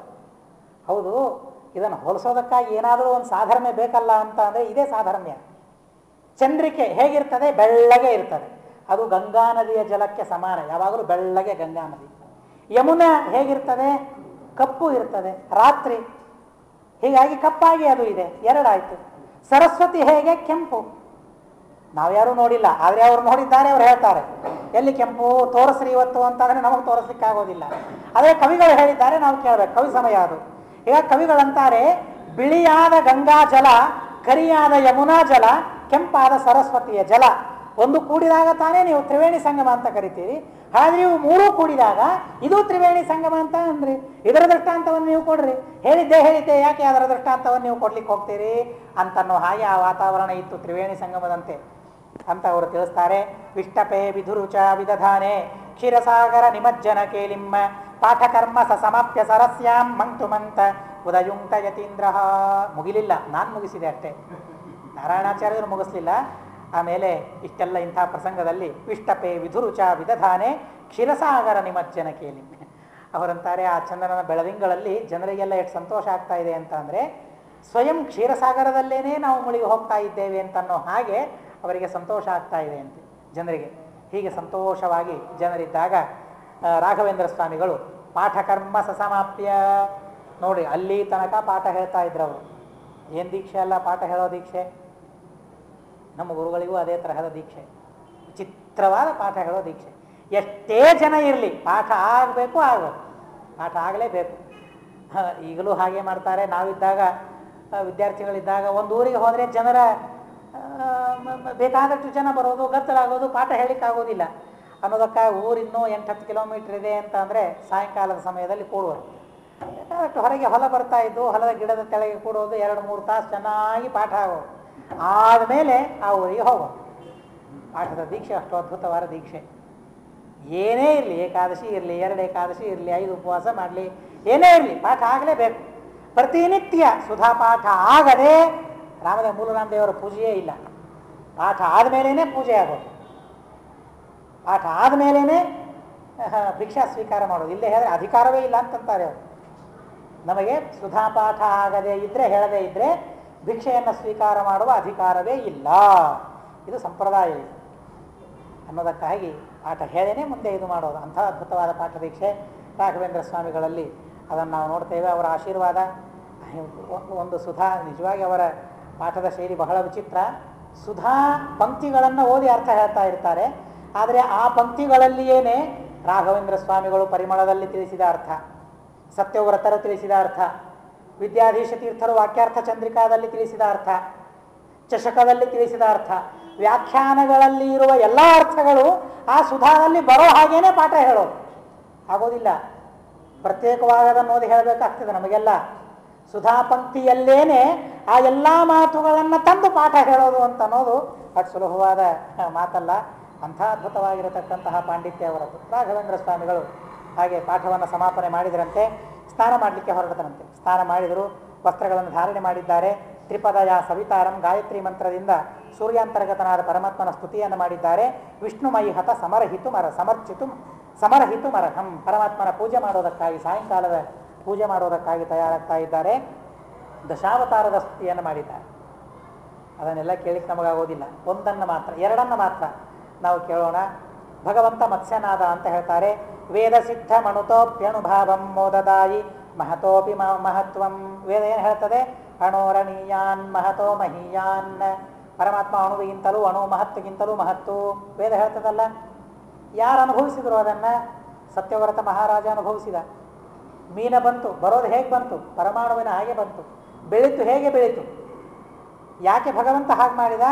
ಅಣುವಿಗಿಂತಲೂ ಅಣು, ಮಹತ್ತಿಗಿಂತಲೂ ಮಹತ್ತು ಅಂತ ವೇದ ಹೇಳಿದೆಯಲ್ಲ, ಅದನ್ನು ನೀನು ಅನುಭವಪೂರ್ವಕವಾಗಿ ತಿಳಿ ಅದನ್ನು ತೋರಿಸೋದಕ್ಕಾಗಿಯೇ ಭಗವಂತ ಈ ರೀತಿಯಾಗಿ ಮತ್ಸ್ಯಾವತಾರವನ್ನು ತಾಳಿದ ಅಂತ ಹೇಳ್ತಾರೆ. ಆಮೇಲೆ ಕೃಷ್ಣನ ಅವತಾರವನ್ನು ವರ್ಣನೆ ಮಾಡ್ತಾರೆ ಬಹಳ ಸುಂದರವಾಗಿ. ಬಂಧನಾಜ ಕೃತಮಾತ್ಮಜನನ್ಯಾ ತಾದೃಶಂಚ ಗುಣಮಂಗ್ಯ ಕರೋರ್ಯತ ತೇನ ನಿರ್ಗುಣ ಮತಾನಿ ನಿರಸ್ಯನ್ ದರ್ಶಯಸ್ಯಪಿ ನಿಜಾಂ ಗುಣವತ್ತಾಂ. ಅದ್ಭುತವಾದ ಕೃಷ್ಣನ ಒಂದು ಸುಂದರವಾದ ಲೀಲೆಯನ್ನು ವರ್ಣನೆ ಮಾಡಿ ನಮಗೆ ಕವಿಗಳು ತಿಳಿಸ್ತಾರೆ. ಕೃಷ್ಣ ಯಶೋದೆ ತನ್ನ ಮನೆಯಲ್ಲೇನೆ ಬೆಣ್ಣೆ ಕದ್ದಿದ್ದಂತೆ. ಆಹಾ, ಎಲ್ಲರೂ ಇಷ್ಟು ದಿವಸ ಹೇಳ್ತಾ ಇದ್ರು ನನ್ನ ಮಗ ಅಂತ ನಾನು ಪಕ್ಷಪಾತ ಮಾಡಿ ಸುಮ್ಮನೆ ಕೂತೆ, ನನ್ನ ಮನೆಯಲ್ಲೇ ಬೆಣ್ಣೆ ಕದೀತೀಯ ಅಂತ ಹೇಳಿ ಆ ಹಸುವನ್ನು ಕಟ್ಟಬೇಕಲ್ಲ, ಆ ಹಗ್ಗವನ್ನು ಕೈಯಲ್ಲಿ ಹಿಡಿದಿದ್ದಾಳೆ. ಕಟ್ತೀನಿ ಬಾ ನಿನ್ನನ್ನು ಅಂತ ಹೇಳಿ. ದೇವರು ದೂರ ದೂರ ಓಡಿ ಹೋಗ್ತಾ ಇದ್ದಾನೆ, ಸಿಗ್ತಾ ಇಲ್ಲ ಭಗವಂತ ಕೈಯಲ್ಲಿ. ವಿಚಾರ ಮಾಡಿ ಮಾಡಿ ಮಾಡಿ ಮಾಡಿ ದೇವರು ಅಂದ್ಕೊಂಡಂತೆ, ಅಕಸ್ಮಾತ್ ನಾನೇನಾದರೂ ಆ ಹಗ್ಗವನ್ನು ಸ್ವೀಕಾರ ಮಾಡದೆ ಹೋದರೆ ಏನಾಗ್ತದೆ ಅಂದರೆ, ಅದು ಸಂಸ್ಕೃತದಲ್ಲಿ ಕೇಳಿದ್ರೇ ಚಂದ. ಅದು ಗುಣ ಅನ್ನೋದಕ್ಕೆ ದಾರ, ಹಗ್ಗ ಅಂತ ಅರ್ಥ ಇದೆ. ಆ ಗುಣವನ್ನು ನಾನು ಸ್ವೀಕಾರ ಮಾಡಿದರೆ ನಾನೇನಾಗ್ತೇನೆ? ಆವಾಗ ಸಗುಣ ಅಂತ ನಾನಾಗ್ತೇನೆ. ಆ ಗುಣವನ್ನು ಬಿಟ್ಟುಬಿಟ್ರೆ ಏನಾಗ್ತೇನೆ? ನಾನು ನಿರ್ಗುಣ ಅಂತ ನಾನಾಗ್ತೇನೆ.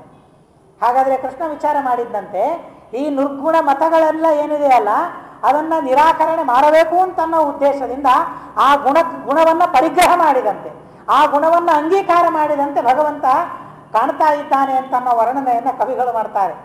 ಹೀಗಾಗಿ ಭಗವಂತ ನಿರ್ಗುಣ ಅಂತ ಹೇಗೆ ಹೇಳ್ತೀರಿ? ಗುಣವನ್ನು ಸ್ವೀಕಾರ ಮಾಡಿದ ಭಗವಂತ, ಸ್ವೀಕಾರ ಮಾಡಿದವನು ಭಗವಂತ. ಅನಂತ ಗುಣ ಪರಿಪೂರ್ಣ, ಅದರಲ್ಲಿ ಯಾರಿಗೂ ವಿಚಾರ ಇಲ್ಲ. ಆದರೆ ಈ ಮುಖಾಂತರ ಅವನು ಕಟ್ಟಿಸಿಕೊಂಡ, ಯಾಕೆ? ಈ ಉದ್ದೇಶಕ್ಕಾಗಿ ಅಂತ ಉತ್ಪ್ರೇಕ್ಷೆ ಮಾಡ್ತಾರೆ. ಸಿದ್ಧಾಂತಕ್ಕೆ ಅನುಗುಣವಾದ ಉತ್ಪ್ರೇಕ್ಷೆಯನ್ನು ನಾರಾಯಣಾಚಾರ್ಯರು ಬಹಳ ಅದ್ಭುತವಾಗಿ ಮಾಡ್ತಾರೆ. ಯಾಕೆ? ಯಾರಾದರೂ ನನ್ನ ನಿರ್ಗುಣ ಅಂತ ಕರೆದಾರು ಮತ್ತೆ ಮುಂದೆ ಅನ್ನೋದಕ್ಕಾಗಿ ಬೇಡವೇ ಬೇಡ, ಇಷ್ಟೇ ಅಲ್ಲದೆ ನೀವು ಯಾಕೆ ಕರೀತಾ ಇದ್ದಾರೆ, ಅವರ ನೆಲ ನಿರಾಕರಣೆ ಮಾಡಬೇಕು ಅನ್ನೋ ಉದ್ದೇಶದಿಂದ ನಿರ್ಗುಣತಾ ಮತಾನಿ ನಿರ್ಗುಣ ಮತಾನಿ ನಿರಸ್ಯನ್ ದರ್ಶಯಸ್ಯಪಿ ನಿಜಾಂ ಗುಣವತ್ತಾಂ. ಕಟ್ಟಿಸಿಕೊಂಡ್ರೆ ಏನಾದ? ಆವಾಗ ಸಂಸ್ಕೃತದ ಪ್ರಕಾರ ಸಗುಣ ಅಂತ ಆದ. ಹಾಗಾದರೆ ನಾನು ಸಗುಣ ಅಂತ ತೋರಿಸಿಕೊಳ್ಳೋದಕ್ಕಾಗಿ, ನಿರ್ಗುಣ ಮತವನ್ನು ನಿರಾಕರಣೆ ಮಾಡೋದಕ್ಕಾಗಿ ಭಗವಂತ ಕಟ್ಟಿಸಿಕೊಂಡ ಹಾಗೆ ಇತ್ತು ಅಂತ ಕವಿಗಳು ವರ್ಣನೆ ಮಾಡ್ತಾರೆ.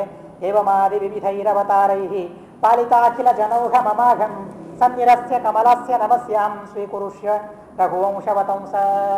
ರಘುತ್ತಮ ಸ್ವಾಮಿ ರಾಮಚಂದ್ರ ದೇವರೇ, ನಾನು ಮಾಡಿದ ಈ ಸ್ತೋತ್ರವನ್ನು, ನಾನು ಮಾಡುವ ಈ ಸತ್ಕರ್ಮಗಳನ್ನು ನೀನು ಸ್ವೀಕಾರ ಮಾಡಿ ನನ್ನ ಪಾಪಗಳನ್ನು ದೂರ ಓಡಿಸು ಅಂತ ಹೇಳಿ ರಾಘವೇಂದ್ರ ಸ್ವಾಮಿಗಳು ಪರಮಾತ್ಮನ ಪ್ರಾರ್ಥನೆಯನ್ನು ಮಾಡ್ತಾರೆ. ಇಷ್ಟೆಲ್ಲ ಪ್ರಾರ್ಥನೆಯನ್ನು ಮಾಡಿ ಇತ್ಯುದೀರ್ಯ ನಯತೋಪಿ ನಯೇನ ಪ್ರಾರ್ಥಿತಸ್ತದನು ಸಂಸದಮಾಗಾತ ಸತ್ಪಥಂ ವಿಷದಯನ್ ಸಮುದೀತಃ ಪೂರ್ವಶೈಲಮಿವ ಕೈರವ ಬಂಧು. ಸಭೆಗೆ ಬರ್ತಾರಂತೆ. ಹೇಗೆ ಸಭೆಗೆ ಬರ್ತಾರೆ? ಸೂರ್ಯ ಉದಯಾಚಲಕ್ಕೆ ಬಂದಂತೆ ಮತ್ತೆ ರಾಘವೇಂದ್ರ ಸ್ವಾಮಿಗಳು ಸಭೆಗೆ ಬರ್ತಾರೆ ಅಂತ ಹೇಳ್ತಾರೆ. ಅಂದರೆ ಅಸ್ತವನ್ನೂ ಹೇಳ್ತಾ ಮತ್ತು ಉದಯವನ್ನೂ ಹೇಳ್ತಾ, ಆ ಅಸ್ತವೂ ಒಂದು ಉದಯದ ಹಾಗೇನೆ ರಾಘವೇಂದ್ರ ಸ್ವಾಮಿಗಳು ಅಂತನ್ನೋದನ್ನು ನಮಗೆ ತಿಳಿಸ್ತಾ ನಾರಾಯಣಾಚಾರ್ಯರು ಆ ಕಾವ್ಯವನ್ನು ನಮಗೆ ಮುಗಿಸ್ತಾರೆ. ಸಭೆಗೆ ಬರ್ತಾರಂತೆ. ಸಭೆಗೆ ಬಂದಾಗ ಆ ಸಭೆಯಲ್ಲಿ ಕೂಡಿರತಕ್ಕಂತಹ ಅನೇಕ ವಿದ್ವಾಂಸರು ನಾನಾ ತರಹದ ಚರ್ಚೆಗಳನ್ನು, ವಾದಗಳನ್ನು, ವಿಷಯಗಳನ್ನು ರಾಘವೇಂದ್ರ ಸ್ವಾಮಿಗಳೇ ಒಪ್ಪಿಸ್ತಾ ಇದ್ದಾರಂತೆ. ರಾಘವೇಂದ್ರ ಸ್ವಾಮಿಗಳಿಂದ ನಿರ್ಣಯದ ಮಾತುಗಳನ್ನು ಕೇಳಲಿಕ್ಕೆ ಎಲ್ಲರೂ ಸನ್ನದ್ಧರಾಗಿ ಅವರ ಉಪದೇಶವನ್ನು ಪಡೆದುಕೊಳ್ಳಿಕ್ಕೆ ಕುಳಿತಿದ್ದಾರೆ ಅಂತ ಹೇಳ್ತಾರೆ. ಸಂತಮ್ಮ ಶರೀರಮಣ ಪ್ರಿಯಂ ಯತಿವರಂ ವ್ಯಾಸಸ್ಯ ಭಾವೇ ಭೃಶಂ ದುರ್ವಾರಾಮಿತ ಮಾರಿಭಿಕ್ಷುತಿಮಿರೇ ಪರವಸ್ಥ ಚಂದ್ರಂ ಭುವಿ ಸತ್ಸಂಘಸ್ತುತಮಿಷ್ಟದಕ್ಷಿತಿರುಹಂ ವಂದಾರು ವಿಪ್ರಶ್ರಿಯಂ ತಂ ನತ್ವಾ ಸಕಲಃ ದುರೂಹ ಸದೃಶಂ ಸಂಯಾತಿ ವಿದ್ಯಾಧಿಕಂ. ರಾಘವೇಂದ್ರ ಸ್ವಾಮಿಗಳು ಸತ್ತತ್ವವನ್ನು ತಿಳಿಸುವ ವಿಚಾರದಲ್ಲಿ ವ್ಯಾಸಸ್ಯ ಭಾವೇ ಭೃಶಂ, ವೇದವ್ಯಾಸ ದೇವರ ಅಭಿಪ್ರಾಯವನ್ನು ಹೊರಗೆ ಹಾಕುವುದರಲ್ಲಿ ಅತ್ಯದ್ಭುತವಾಗಿರತಕ್ಕಂತಹ ಪಾಂಡಿತ್ಯ ಅವರಿಗೆ ಇದೆ. ಭಗವಂತನಿಗೆ ಅತಿ ಪ್ರೀತ್ಯಾಸ್ಪದರಾಗಿದ್ದಾರೆ. ಸಜ್ಜನರ ಸಮೂಹ ಅವರನ್ನು ಸ್ತೋತ್ರ ಮಾಡಿದಾಗ ಇಷ್ಟದ ತರುಣ್ ಕಲ್ಪವೃಕ್ಷದಂತೆ ಬೇಡಿದ್ದನ್ನೆಲ್ಲ ಕೊಡುವ ಸ್ವಭಾವ, ಸಾಮರ್ಥ್ಯ ಅವರದ್ದಾಗಿದೆ. ಒಂದಾರು ವಿಪ್ರ ಶ್ರಿಯಂ, ಯಾರು ದರಿದ್ರರಾದ ಬ್ರಾಹ್ಮಣರವರ ಹತ್ರ ಹೋಗಿ ಪ್ರಾರ್ಥನೆ ಮಾಡ್ತಾರೆ, ಒಂದಾರು ವಿಪ್ರ ಶ್ರಿಯಂ, ನಮಸ್ಕಾರ ಮಾಡಿದವರಿಗೆ ಬೇಕಾದಷ್ಟು ಸತ್ಸಂಪತ್ತನ್ನು, ದೈವಿಕವಾದ ದೈವೀ ಸಂಪತ್ತನ್ನು ಆ ಬ್ರಾಹ್ಮಣರಿಗೆ ಕೊಡುವ ಸಾಮರ್ಥ್ಯ ಅವರಿಗೆ ಇದೆ. ಕೊಡ್ತಾರೆ, ಕೊಟ್ಟಿದ್ದಾರೆ, ಕೊಡ್ತಾನೇ ಇರ್ತಾರೆ ರಾಘವೇಂದ್ರ ಸ್ವಾಮಿಗಳು. ತನ್ನತ್ವ ಅಂತಹ ರಾಘವೇಂದ್ರ ಸ್ವಾಮಿಗಳಿಗೆ ನಮಸ್ಕಾರ ಮಾಡಿದರೆ ದುರೂಹ ಸುದೃಶಂ ಸಂಯಾತಿ ವಿದ್ಯಾಧಿಕಂ, ವಿದ್ಯಾ ಮೊದಲಾದ ಎಲ್ಲ ಪ್ರಯೋಜನಗಳು ಕೂಡ ಸಿದ್ಧವಾಗಿ ಹೋಗ್ತದೆ. ಹೀಗಾಗಿ ಆದಿ ಏನಿದೆಯಲ್ಲ ಅದು ಯಾವುದೂ ನಮಗೆ ಬೇಡ, ವಿದ್ಯಾ ಅನ್ನೋದೇನಿದೆಯಲ್ಲ ಅದು ನಮಗೆ ಬೇಕು.